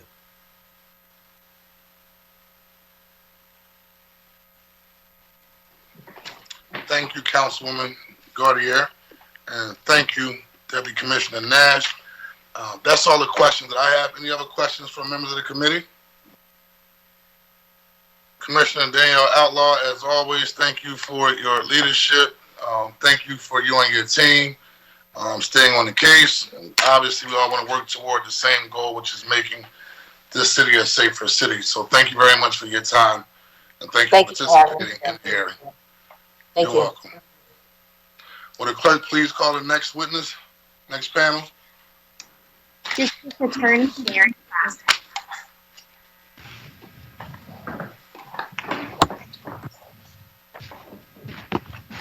How you doing, Commissioner? How you doing, District Attorney Crafton? I'm doing extremely well. Thank you very much. And I truly appreciate the opportunity to speak. I'm going to respect your time because I know these things, for perfectly good reasons, tend to be long. So rather... It's cool. Take your time. All right. Well, let me just try to be as efficient as I can, because I think this is a very, very important topic. I also think that I agree strongly with an awful lot of what you just heard. There are some disagreements. But in general, I think in full context with some of the full explanations, there's very, very important information. There's some important clues to where we go from here. I would first like to acknowledge you, Councilmember Johnson, but also Councilmember Kurt Jones, other members of City Council who obviously are participating heavily, including Council members Dom and Gautier, victim advocates, and the community at large. I have my whole baseball team here with me. I got Chance Lee. I have, who of course runs our intelligence unit. He works heavily on the weekly VUFA and gun crime review. We have Bill Fritzy, who is the head of our gun violence task force here. I also have with me Deb Watson-Stokes, who is the chief of our municipal court unit, has a very important role in making sure cases are getting past preliminary hearings, among many other things. We have with us nearby, we have G. Lamar Stewart, who is a Philadelphia police officer, pastor, and also the head of our community outreach. And then we also have some other people who have input and who may be able to answer specific questions should you have them. And they include Chesley Lightsey, who is the chief of our homicide and a non-fatal shooting unit. We also have some success stories about good things that have come from the One-Stop Job and Resource Hub. And those success stories include stories from the lives of Carrie Johnson, who was recently hired to a great job through that program. We have Andriana Bearfield and Donna Jones, both of whom are employees of the Philadelphia DA's office doing community outreach, but are examples of the success. Andriana actually got her job by going to the One-Stop Job and Resource Hub with her fancy degrees. I also see we have the very wonderful Myra Maxwell, who, like so many people in the office, wears more than one hat. She is not only the head of our CARES program and a wizard when it comes to addressing the needs of victims, she is also a pastor as well. So let me just jump in. There's a couple elephants in the room, and I think they reflect what, in my view, is good news. I think we have to be careful when we have these conversations to make sure that we are really open and we talk about the context, because it is important. Councilmember Johnson, I heard you talking about, quote, something's working, unquote, in the 12th and the 17th. Well, you're right. Something is working in the 12th and the 17th. And Captain Drissel and Captain Michael O'Donnell deserve a lot of credit. As was pointed out by Deputy Commissioner Nash, both of those captains worked very closely with the DA's Gun Violence Task Force, headed by Bill Fritzy. And so when we talk about these major takedowns, and I'm not talking about takedowns of a bunch of guns, that is a priority, but it is not the top priority. We are talking about takedowns of people shooting people, takedowns of people committing homicide by gun. That is what happened in the 12th and the 17th, is we went for the main issue, top priority, which is homicide by gun and shooting by gun. And we were able to do that because the Gun Violence Task Force over the past couple of years has had some decent funding through the state, but also because we invested in forensics, okay? Forensics. When we talk about the issues of witnesses feeling endangered, not wanting to come forward, maybe not even providing their video, that's real. That is not new. It's been real for a long time. It's been a challenge. But the way these successful, slow, careful efforts to gather evidence and indict a whole group of people who were shooting other people, the way that worked was in part because we had meetings a couple years ago where we were able to agree with the Attorney General's office on getting some technology that would allow us to crack people's phones, obviously with a warrant, but get into their phones. That technology has been very successful, so successful that we've invited Philadelphia Police Department to come use it basically whenever they want, and to the extent that it's free. It's a real need that the PPD has to have better forensics in terms of phone technology, because it's such a great tool, showing people's locations, their contacts, their communications. So, you know, when we look at that, recognizing the wonderful job the PPD has done there, which we should, and we should give them credit for it, we need to understand what really happened there was a great collaboration with the Gun Violence Task Force that focused on the main issue, which is shootings. It is shootings. And that's where we have to, that's what we have to make our top priority. Obviously, many other things are very, very high priorities as well.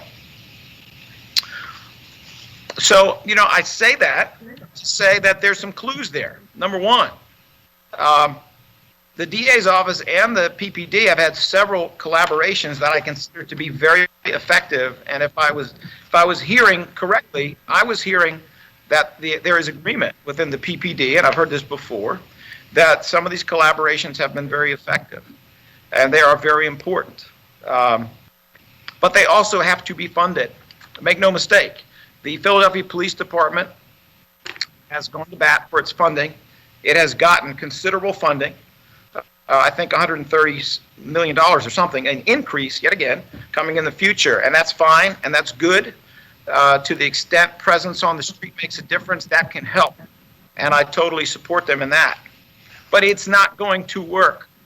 It is not going to work simply to have additional police presence. What we need to have here is funding of these collaborations, both within the PPD and within the DA's office, funding the courts, funding the public defenders, so we can make the system move forward.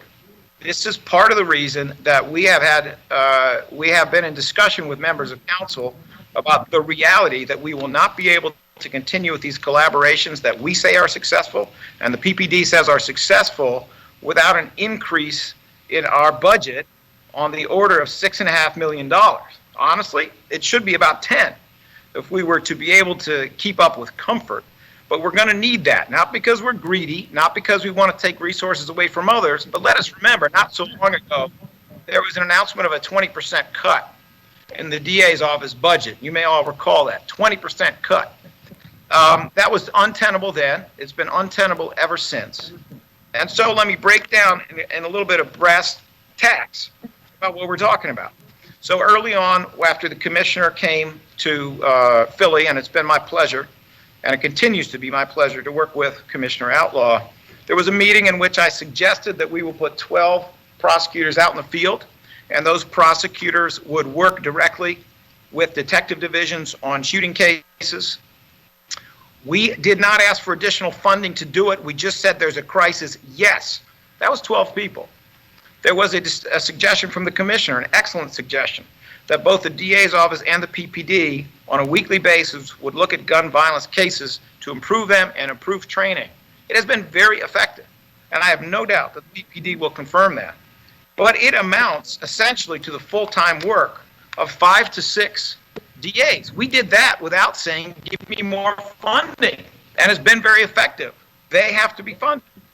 There was a suggestion coming from us, which we thought was, again, a good one, of having a DA in the DIVIC. In other words, the intelligence center that the police run, as many other law enforcement agencies had. Commissioner accepted. We were able to put one person there, and it's been very helpful in putting together informational packages about people who are drivers of gun violence. It helps us to try to get higher bails. It helps us to try to keep higher bails. It helps us to prioritize those cases and bring all the evidence we might be able to bring when we are prosecuting those cases. And it also helps PPD and other law enforcement because we can assist with the writing of various things, warrants, affidavits of probable cause. We can participate in all of that. We got one person doing that, but that's really a 24-hour job.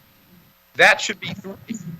I can go on and talk about this, but the Gun Violence Task Force is a collaboration that's been effective. Many captains, other than Captain Drissel and Michael O'Donnell, have come to us to collaborate. We are thrilled. There's nothing we want more than that, but once again, our Gun Violence Task Force, which is doing amazing work with technology with Bill Fritzy, not only the phones, but also doing analysis of social media, and I won't get into the specifics, but it works. He's only got 7 lawyers.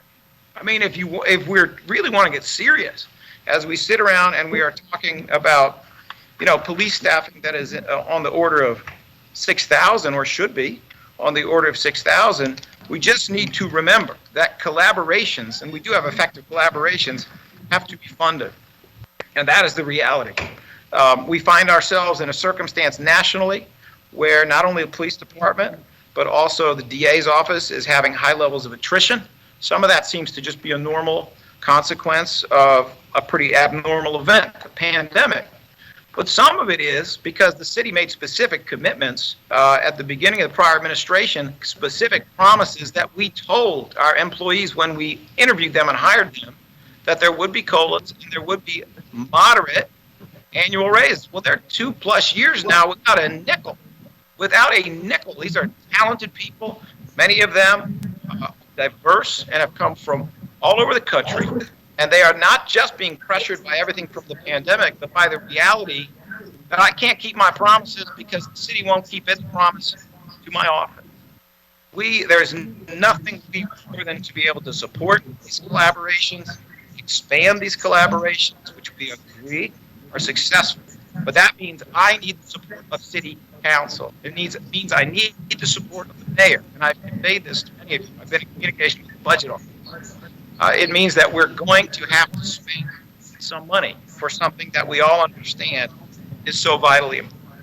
All right. Having said that, also, Larry, you also have the very talented Don Jones working for you as well. And, I think a budget support will help that young man continue to do the work he's doing up in Nicetown and all across the city of Philadelphia, as well as the incomparable Myra Maxwell, who's out there on the ground helping the mothers and fathers who have lost loved ones to gun violence through the CARES program. So just wanted to put that out there. But Larry, I do hear you loud and clearly. And also, separate from this conversation they're hearing, if you could just provide the members of the committee the collaborations that your office have been engaging in as of late, and then probably, put the number next to it just to give everybody an overview of, hey, listen, here's the manpower, the collaboration, the work that we're doing, the data, and the outcome and the results that are being done as a result of our collaborations. I think that would be helpful as well. Council member, I'll be delighted to do that. Let me just, since you brought up Don Ike Jones, I brought up Myra Maxwell. Let me just say this, because I think it does go to some issue. So, G. Lamar Stewart and Don Ike Jones Lamar. I'm sorry, go ahead, council member. No, I said, I think G. Lamar Stewart just got a shout out in the last hearing with the Philadelphia Police Department. So, yeah, your team is on the ground doing some work. Well, I'll take back his shout out, but I'll let you know. We don't want to, I believe in equal treatment, but I want you to know that the two of them spent 31 days during the month of August on the ground on the street corners from 9 at night to midnight, where they were joined by co-victims of homicide, former juvenile lifers, faith leaders, and they were out there to listen and to try to help address some petty beefs connected to individuals and direct people towards the one-stop job and resource hub, which has been so successful. So they were in Wilson Park Homes, Johnson Homes, Raymond Rosen Homes, Richard Allen, Dogtown, Brickyard, The Pit, Happy Hollow, and other areas impacted by gun violence. And the truth is a lot of these young people want out. Not all of them. The ones who don't want out can have a jail cell. But a lot of them really do want out. They are afraid. They have reason to be afraid. They want out, but they don't know how to get there. And I must tell you, not only do I applaud One Stop, but I also applaud City Council for putting money aside for prevention in a meaningful and significant way. Obviously, that money's got to flow in the same way that these microgrant office has been given out. Some of the forfeiture money have flowed quickly. It's got to flow, but I just want to say I think it is important, as we are talking really mostly about important enforcement ideas, to recognize the significance in the long term that can be made by a real investment in prevention. I'm incredibly happy about that. So, there are many other things I can touch upon. Let me just hit one other high note so that there is a fuller understanding about what's going on with some gun cases and gun violence cases. The news is actually quite good. I think was framed and laid out by Deputy Commissioner Nash in the combination of commentary that came out, but it's not necessarily obvious on the numbers, and that's why I need to give you the bigger picture on the numbers. So when we talk about the reduced conviction rate, what the commissioner was showing was a slide that has to do with gun cases. And if you just look at the slide, it looks like, oh my goodness, what is happening? In the year 2021, they're not winning anything. Well, that's actually not the case. As Deputy Commissioner Nash pointed out, what's really going on is that the justice system is not open. So that very few cases are being disposed of. A lot of work is getting done, and that work is positive. And what it shows is that when we look at gun and gun-related cases, and I will just, one of the three big courts that are handling them now, these are the numbers to keep in mind. So there are 3,054 of these cases listed as preliminary hearings. As you know, it's a two-step process. You go to the preliminary hearing and then you get your trial.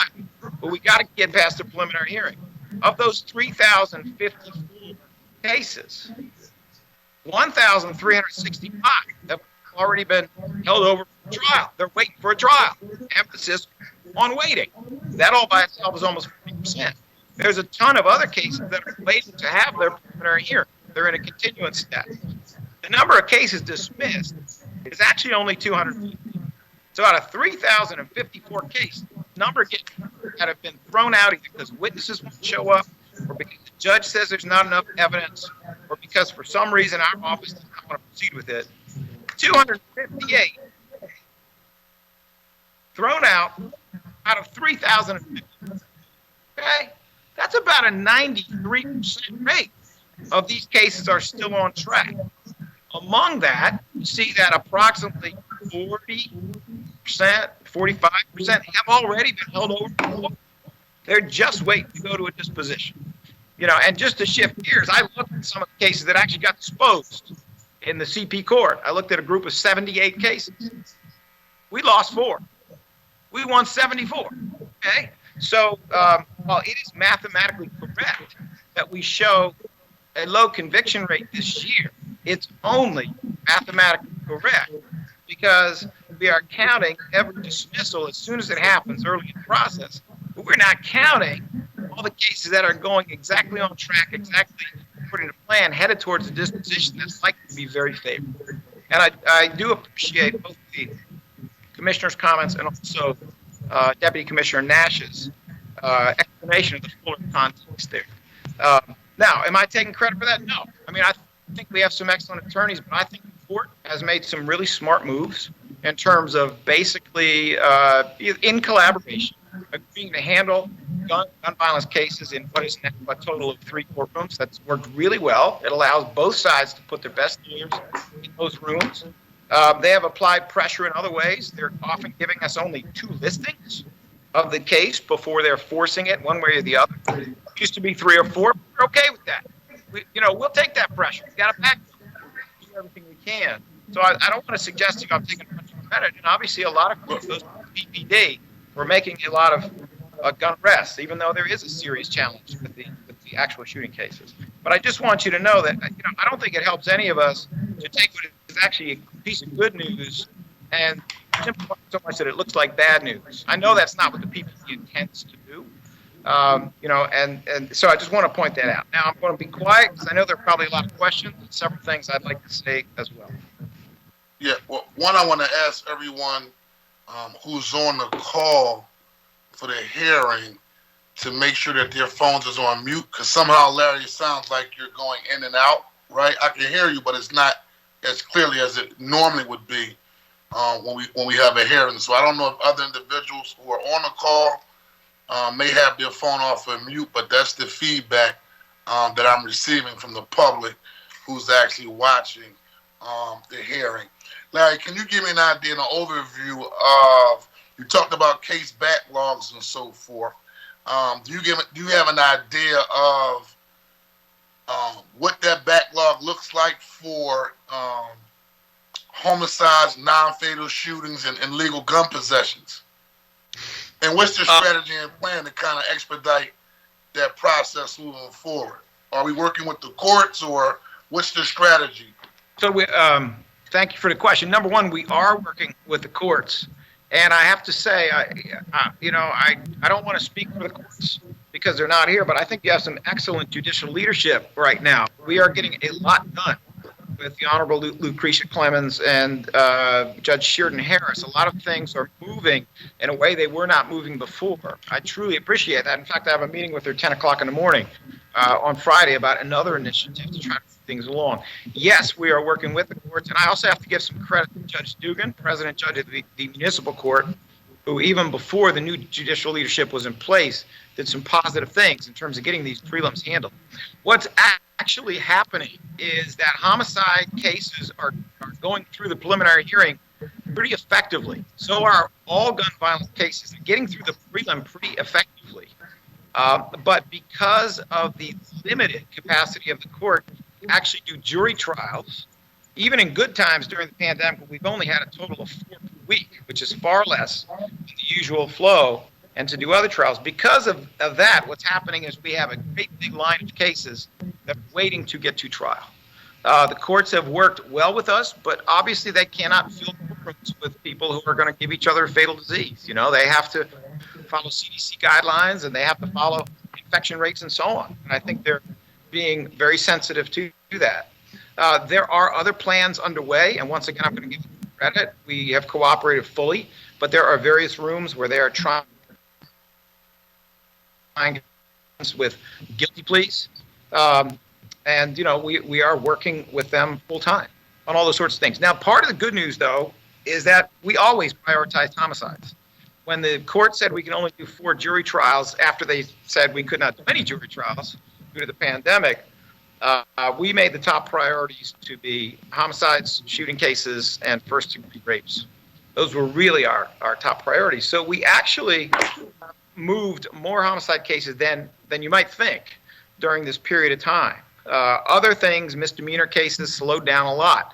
Less serious cases, by most of our estimation, a car theft, for example, would not be prioritized like those cases. So we've pretty much done everything you possibly can to keep these moving, and we think that's important. But we are going to have to be in a position where we can work with these hardworking judges, and in a room that requires 2 lawyers, have 2 lawyers, not just one.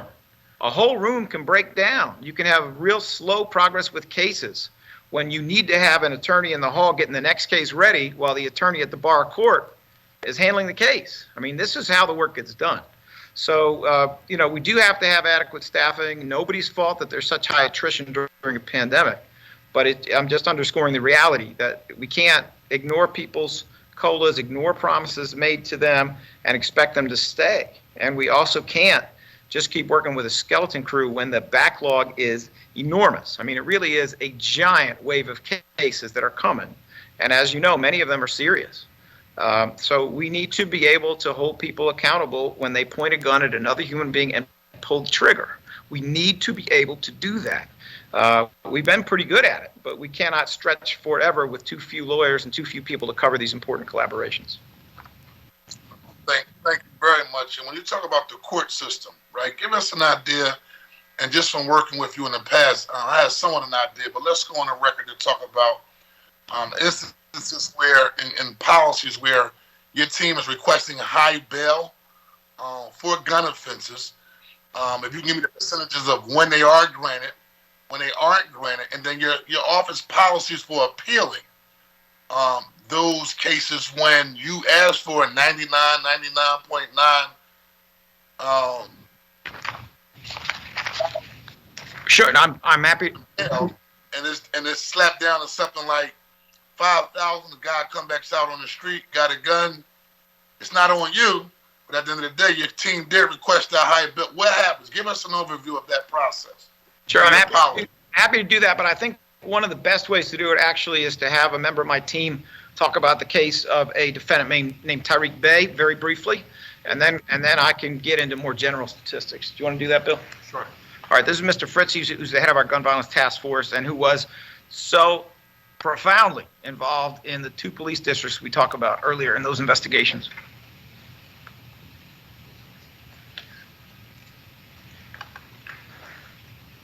Hello, Councilman. So I can give you an example of what we've been dealing with Gun Violence Task Force and the DA's office in general. Just this last week, we had a warrant effectuated on an individual from a shooting that occurred in the Christie Rec area. It was a double shooting. That warrant was issued in March, so he had been on the run this entire time. As of last Thursday, he was picked up. My unit was going to handle the case. We sent over a very lengthy bail email with our request, and we had one of our attorneys handle that request for bail. The bail was initially set, and this is a double shooting at a rec center where we would have probably asked for about $1 million with an appropriate appeal below number. And we received $175,000 bail on someone who had been on the run for 8 months. Based on that, because it was a double shooting, we appealed. During the appeal to the emergency judge, the bail was lowered to $25,000 on each transcript. So a total of $50,000 bail for a double shooting at a rec center. Based on that, we attempted to get before the emergency judge of CP court, and unfortunately, by the time we filed our motion to stay that order, the defendant had been released. And at this time, we're still in contact with PPD and working with them to try and locate that individual. We're hoping to have another hearing for bail. But as you can imagine, if someone's been on the run for 8 months, the likelihood of them showing up to court for their bail to be increased is pretty low. So on a generalized basis, when we know that there's shootings involved or bail for gun cases of certain individuals, there's a packet that goes over to those DAs who are in the charging unit. If it comes from within my unit, my DAs will handle it and send an additional email and handle the arraignment as well. We generally request almost $1 million bail. We appeal below when we find it to be too low. And then if it is too low, we try and appeal that as well. So it's and then when it goes to gun court, which is room 503, we also make a recommendation for bail increase once a preliminary hearing has been heard. So that is what we're seeing is, how the court system currently operates. All right, let me hop in. Bill, help me out and give me some clarity on this. Some would say, okay, well, Councilman, the role of bail isn't to hold individuals hostage, right? You got defense attorneys, you got and then you got DAs, right? That go toe to toe, right? And as a result, that plays a role in how a person gets granted bail or not granted bail. Give me an idea of what that process looks like in terms of gun violence task force. Do you have a team of DAs that you work with on a daily basis that are responsible for going to bat, particularly for bail, when you have individuals who are shooters or known offenders carrying it? I'm just not talking about a typical gun possession. We're just talking about the shooters, right? Or an individual who has a jacket that's carrying a gun. How does that process work? Because people have approached me before and have said, well, Councilman, at the same time, if I got XYZ defense attorney and he's up there doing his job, right, and he do XYZ motions, then things will go his way as opposed to not going toward the DA's way, and they kind of give the impression that this judge is just sitting in the background being neutral. Can you explain that process or provide a level of clarity for me, please? Well, I will say as far as gun violence task force, I don't have enough DAs to actually make these bail arguments citywide, but I do have about 4 DAs who try and handle all of these shootings that come through for us. As far as who the defense attorney is, it doesn't really matter who makes those arguments. We try and come prepared with a full background on that individual, as well as the facts of the case, and we're arguing that. We're arguing community safety. Obviously, we're in an epidemic of gun violence at this point, and the likelihood that that individual is going to appear in court. And those are the 2 arguments we're allowed to make, right? We're allowed to make arguments about community safety and then whether this person is likely to come to court and abide by the court regulations for bail. So those were how our requests go through. But it starts with the magistrate. Go ahead. It starts with the magistrate. If we don't like what the magistrate set the bail at, we have the ability to appeal, which we oftentimes do. That goes to an emergency judge. If we still don't like that, we can appeal to the Court of Common Pleas. Do you have the percentage of times you actually appeal to the Court of Common Pleas? I do not at this point, no. Okay. Do you know off the top of your head how often you will have to make those type of appeals based upon rulings that don't go in your favor that you feel is, just rulings that don't go in your favor, and at the end of the day becomes a matter of public safety? Okay. I think the DA is going to answer that question. I don't have that. I'm happy to get it for you. But I want to make sure everybody didn't miss this. We have a person who we have probable cause to believe put bullets into 2 children, 2 young people at a rec center, I should say. Non-fatal, but still, it's a terrible, terrible crime. We go in looking for $1 million bail. We get $170,000, which is not $170,000. It actually only takes a little bit less than $6,000 to pay a bail bondsman to get you out on $170,000. And when we appeal it, the appeals judge says that is too high. That is too high, as if to punish us for disturbing his day. And then we have what? $50,000, which requires $1,000 $666.66 to get you out with a bail bondsman. This is a broken system. A cash bail system is a broken system, and this is exactly why. So Larry, I just want to say this too, and obviously that's totally unacceptable. So if your team can provide members of the committee with just like statistical data that says, listen, you know, we've requested $1 million bail this how many times, we've been denied, this how many times we've been appealed, this how many times these appeals came back favorable, non-favorable as well. And I'm going to tell you why it helps us, because at the end of the day, as elected official individuals, you know, and even myself being a war leader just in general, right, a lot of these candidates come in front of the actual public, right, jockeying for position. They all want to run. They all want to get inside these positions. We don't support mass incarceration, but I can honestly say, and I'm pretty sure I speak for most of the average citizens that live in the city of Philadelphia, they do want to feel safe, right? And if that means, you know, a high bail and holding an individual who has become a menace to society, that shoot up a rep center, that shoots up babies and children in the streets of Philadelphia, they should be held so they can be prosecuted to the full extent of the law. I'm pretty sure any neighborhood I go into, whether it's black or white, low income or high income, they would agree that that person should be dealt with accordingly. And so if you could provide that level of data just for us, that would be helpful, just as it relates to addressing the system as a whole. And that's, I know we have the judicial branch, the totally separate, so to speak, branch of government, but nevertheless, you can't come through our neighborhoods asking for support, and then you handing out rulings that's adverse to the community that actually puts you in office. At least that's King Ada Johnson's position. I understand, and I understand that position, but I do want to point something out, which does go to the part of the problem here. Our ex-public defender had some pretty thoughtful ideas on this. The bails in Philly are set very quickly. They're often set, 8 to 16 hours after an arrest. While in general, that sounds like a good thing. Understand they're not set by judges. They are not set by elected judges. They are set by bail commissioners, also known as magistrates, who are not elected.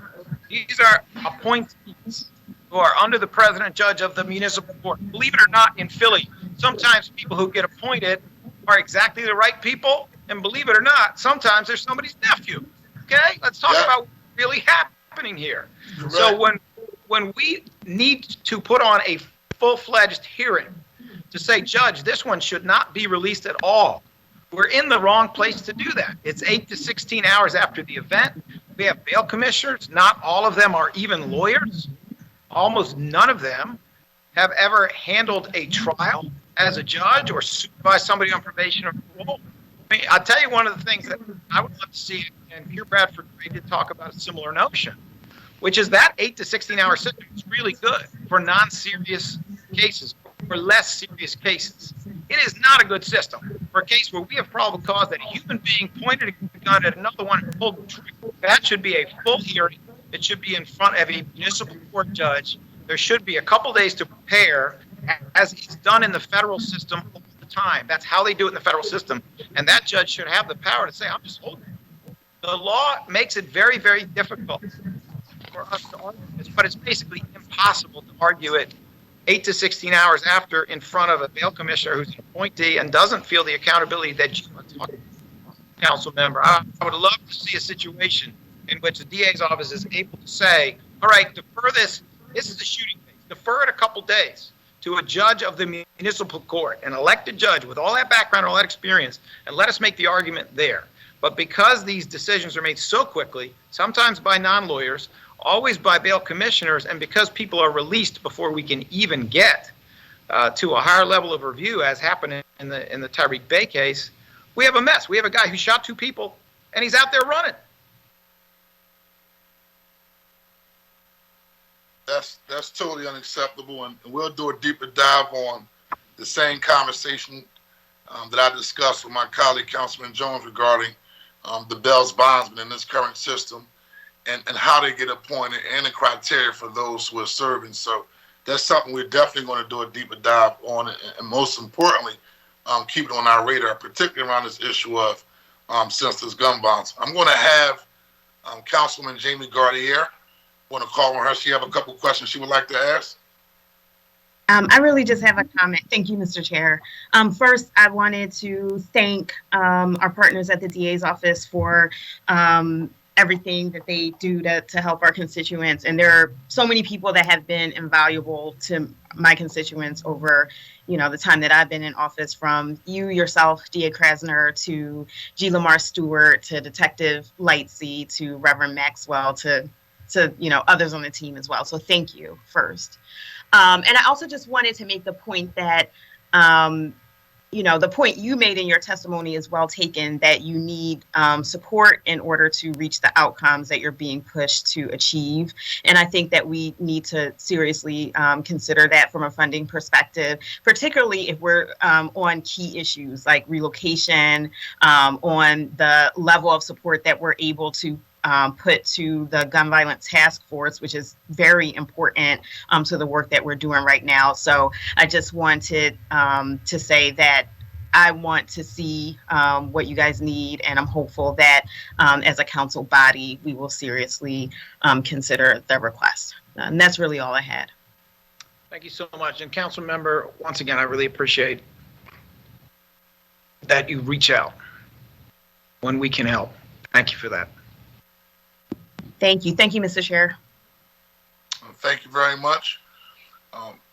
Larry, I just had a couple questions just regarding, I want to go on shootings.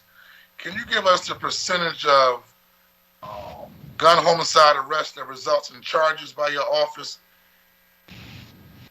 And the same thing for non-fatal shooting cases that resulted in attempted murder or aggravated assault charges by your office? I can tell you that based on the data I've seen, that is nearly 100%. It is probably about 98, 99%. The only cases of that type that we are not going to charge are going to be cases where we conclude that there is not probable cause. Even then, we're generally going to respectfully push back to a detective and say, go get some more. Let's get some more. So it's extremely high. Chesley Lightsey, who is our attorney, who is the chief of the homicide non-fatal shooting unit, might be able to shed a little bit more light, but it's extremely high. I think it's also good, though, to point out that, we said a long time ago that we want to work with the PPD to shoulder the challenges that come in solving these cases. We know how hard it is to solve these cases because we know that some of the prosecutions you're talking about have been achieved largely based upon forensics because we can't get witnesses. We get that. But just so we don't get all lost in numbers that flew by, my understanding, based on our data labs analysis, and we are certainly open to having a longer conversation about it if it turns out that the PPD feels that this is incorrect. But what we are seeing is clearance rates for gun homicides of about 29%, and for non-fatal shootings of about 15%. These are significantly below national averages. But once again, that's not a criticism of anything. That is just, I say that in an aspirational way. If we would actually seriously fund forensics in this city, a drum I've been beating for more than 2 years, a drum I beat the other day in a room that was full of law enforcement leaders, including the local heads of the FBI, alcohol, tobacco, and firearms, the acting chief prosecutor for the U.S. Attorney's Office, a high-level representative of Josh Shapiro's Attorney General's office, and also Commissioner Outlaw. In that room, there were a lot of voices who were singing the song. Time out, Larry. You were in a meeting with the U.S. Attorney's Office, the Office of Attorney General, the Philadelphia Police Department. You were in a meeting with all of them together? Yeah, and some other people, but I don't want to give away any secrets. Yes, I was. Okay. Good. It's good to hear that.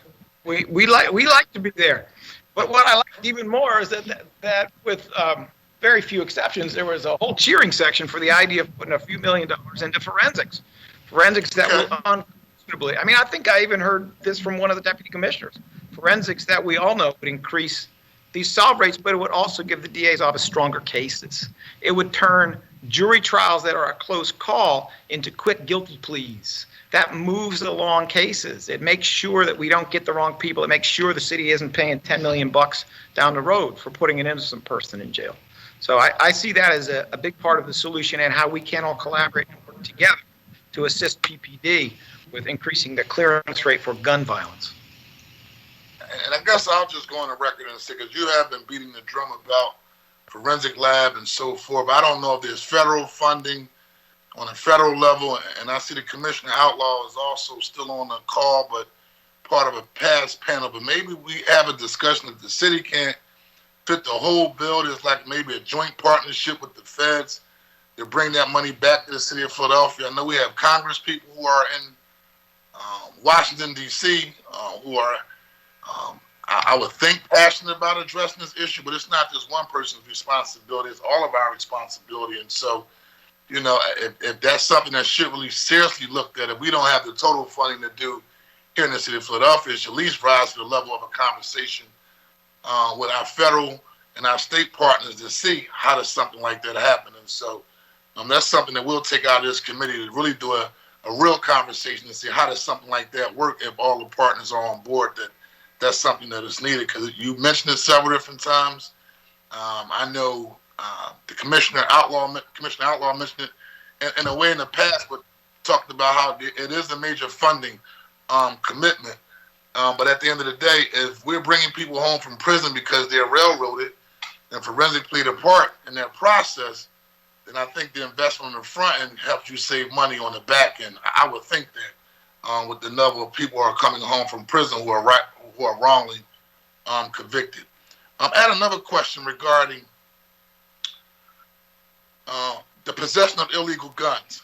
And I know we talked before in the past regarding, one person may have a gun, and it may be illegal. He may have a license to carry, and on that day didn't have his license to carry, or could have been a kid like me, had an illegal gun for the wrong reasons and wound up getting probation for a diversionary program. But give me an idea of the percentage of arrests for those who are arrested for illegal gun possession that result in charges.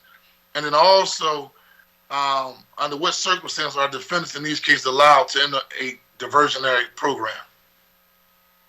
So the last data I saw on the rate at which we charge a BUFA or a gun possession case was that it was about 98%, 97, 98%.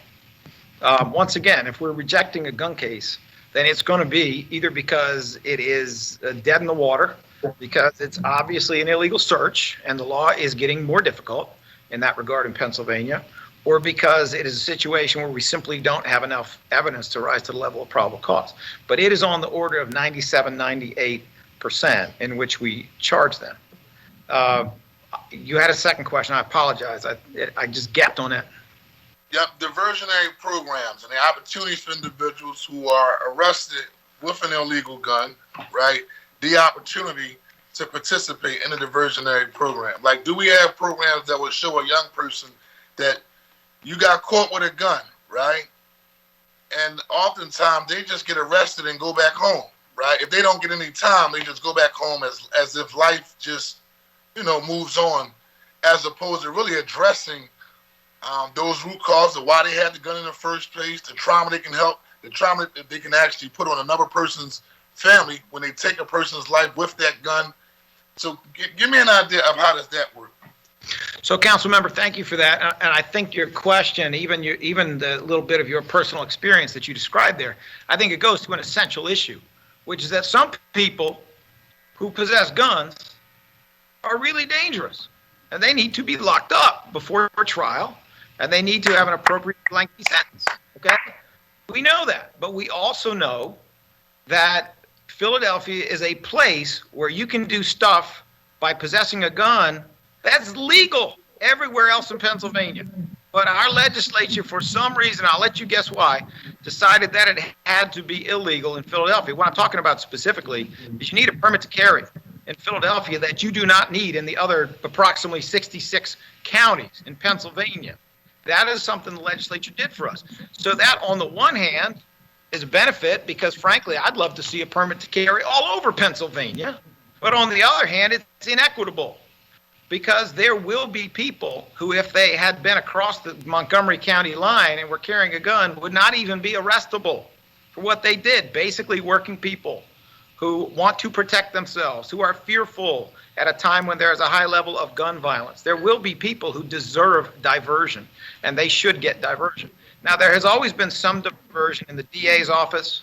The level of diversion before recently in the DA's office was higher than in the past. It was usually about 0.5%, 1%, 0.75% of all VUFA cases would be diverted by the DA's offices previously. Last data I saw on this, we were at about 2.5%. Obviously, still a very small level. But there are collaborations under discussion right now with leadership in the courts, with this office, and modeled to some extent off of other national models to try to really separate the wheat from the chaff. In other words, try to separate out people who we know are not a danger, who we know are possessing that gun for reasons that are not because they want to drive gun violence, who are doing so because they work a late job or they're doing so out of fear. They used to have a permit, but it expired. They never went back and got it. They're people who got beat up or victimized and are attending college and foolishly carried a gun they shouldn't be carrying. Some of those people, not necessarily all of them, ought to be diverted. So we have a collaboration going now, talking to judicial leadership about how we separate them out and put them in a separate place. The bigger issue here, obviously, is we do not want a gun violence epidemic where we need to catch shooters. We don't want it to simply become a war on guns, because we've seen a war on drugs and we've seen how much damage it did. We find ourselves in a position where we got more drugs than ever, they're cheaper than ever, they're killing more people than ever, after 30 plus years of a war on drugs. What it gave us was mass incarceration. Some people called it a war on people. Yes, drug enforcement is important, but it wasn't done surgically. It was done with a chainsaw. So we do not want to turn the current situation into an opportunity to make the same mistakes and act like every single person, no prior record, is the same as every single person with a prior shooting. Every single person who's working hard and going to college is exactly the same as somebody who's running with Brickyard Mafia. We have to look individually and be careful. And I think what we're going to see here is probably similar to what has been seen in other cities, which is if you're careful and you put the right people into diversion when they're possessing a gun in a way that is not directed at driving gun violence. When you do that, they actually have better futures. They're less likely to be involved in crime in the future because they're going to keep that job. They're going to keep up with the education. They're going to be educated on going to get a permit. They're going to comply. That's going to turn out better than if we had simply crushed those people. Now, I think I've been clear. You want to be in the Brickyard Mafia. You want to engage in shooting back and forth like it's a varsity sport. You need to be in a jail cell. That is where you need to be. And I would appreciate some cooperation from some of our bail commissioners. Other ones are doing a great job. Some of our judges, other ones are doing a great job. I would appreciate that. But that's how we have to be. We got to do individual justice here. And we can't just replace the error of the war on drugs with a war on guns when the real top issue is get people who are killing people with guns. The second one is get people who are shooting people with guns. The third is get people who are shooting and missing with guns. And maybe the fourth is get felons who possess guns or people who have a resume that says they're about doing bad. Get them. And somewhere down at the bottom, we're talking about like just people who wouldn't be committing a crime anywhere else, and they should get diversion. That was my question I was about to ask. The individual that has that background, having a possession in the past, being a shooter in the past, would show us clearly this is what you do, this is your lifestyle. Not first-time possession individuals, but individuals who pretty much show in their background that, this is pretty much their lifestyle. I'm going to wrap up on this last question. So how do you deal with, when we talk about these VUFA arrests and individuals getting arrested and getting back out on the street, is that a combination of evidence that's needed to make a case secure before you bring it in a courtroom to prosecute or not? Well, let me tell you a couple of the challenges that we're going to face because I think it's important. There have been two significant changes in the law in the last 2.5 years by the Pennsylvania Supreme Court. One is called the Hicks case. The other is called the Alexander case. What the Hicks case stands for is something new, which is just because a police officer sees you showing somebody else a gun, that doesn't, in a public place, it was actually a gas station in the Hicks case, that doesn't mean the police can come up and get information from you about why you have a permit. Not. Doesn't mean they can arrest you. I happen to think that case is kind of crazy because we all know the number of permits in Philly is way, way, way, way, way less than the number of guns. So I think there is probable cause if you're showing a gun to somebody in a public place to come up and ask questions and inquire further. But that's what the Hicks case says. So it means that police, whatever their training, have to lay back. The Alexander case is even more concerning because it reversed law that had been around for a long time. Alexander basically says, go get a warrant. Not for every single car stop. Most of them, go get a warrant. When we used to, over several years, allow police to go into cars without a warrant. Okay? What's the problem there? Well, one of the problems is we got a whole pile of cases where police did what they thought the law was, and they were correct when they did it, but that law has now changed. They all got backed up during the pandemic. So there's a whole pile of cases that were prosecutable before but aren't anymore due to the Alexander decision. And there's also a pile of cases that have been arrests since Alexander where the training was not effective. And police officers have searched cars without a warrant when Alexander says they needed a warrant. This is a problem. And I will say this, we are seeing much improvement in the new cases coming in that involve a car search and a gun. We're seeing much improvement as opposed to seeing maybe on the order of 25 or 30% of the cases in our weekly VUFA review where there was a search problem. That 25, 30% is probably down to about 15%. Well, we got more to go. So these are challenges that we all face. We face with PPD. We remain committed to assisting in any way we can with training, with providing them that kind of an information. But there's going to come a time when, either judges are going to throw these cases out after they hear a hearing, or we're just going to have to concede that based on everything the police told us about what they did, it does not meet constitutional standards. That's just where that is. Understood. Thank you for that clarity, because that has come up several different times. One of the court cases I'm familiar with, which is Hickson. I wasn't familiar with the other one, but it just talks about the complexity of how we're addressing the issue just in general. Listen, any other questions or comments from members of the committee? As always, District Attorney Larry Krasner, thank you for your time. Thank you for your team. Participating in this special committee on gun violence hearing, again, is all about responsibility to address this issue comprehensively. So thank you for taking time and being here. And we will definitely do a follow-up with you regarding any additional information that we may need regarding your request, the bail bondsman issue as well. We want to take a deeper dive into. And then also, I know you had some comments regarding on the relocation of witnesses that I know that you had an interest in, and we will be discussing it as a group. But also, those are the key issues. And so, just want to thank you and your team for your time. Thank you so much. Truly appreciate it, council member. Thank you. Is there any questions or comments from the committee? If not, will the clerk please prepare for a public comment?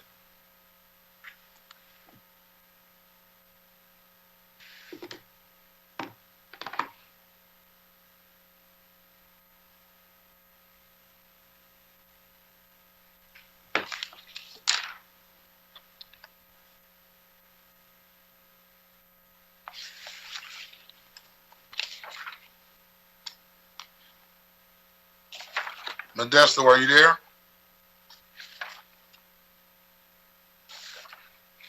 No. No. Hello? Yes. Is this Mr. Johnson? Yes, who's calling? This is Councilman Johnson. Yes. This is Councilman Johnson? Yes, it is. Okay, okay. I thought I hear you through the TV. Okay. Comment? I'm sorry? Are you ready to provide public comment? I sure am. Actually, I had a question. Yes, say your name for the record, please. Jamal Johnson? Yes, sir, Mr. Johnson. Are you ready for your public comment? Yes, I am. Okay, you can begin, sir. Okay, my public comment was, I remember back in July, there was a press conference with Councilwoman Gauthier and Controller Rebecca Reinhardt with some solutionary demands, the mayor in reference to the gun violence.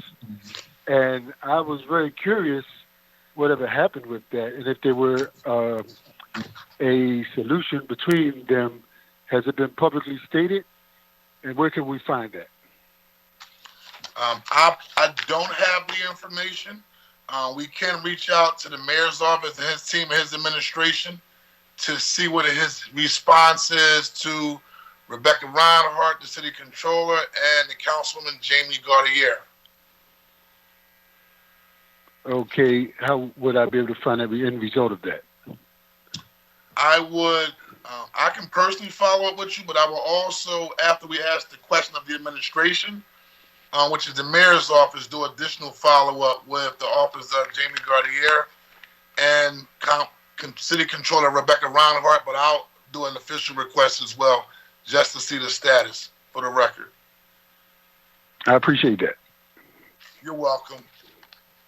Thank you. You're welcome, and keep up the good work. Thank you. Any other witnesses for public comment? Hearing none, this concludes the Special Committee on Gun Violence. We will have a follow-up hearing on November the 3rd at 10 a.m.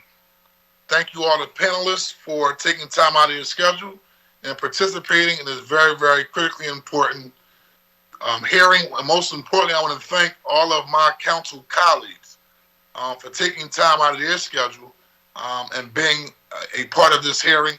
We know at the end of the day, it's going to take all of us participating and working together to address this issue.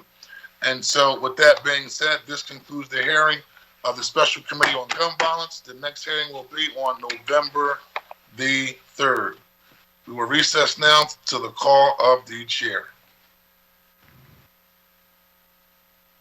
Thank you, Mr. Chair. Thank you, Councilman Dowd.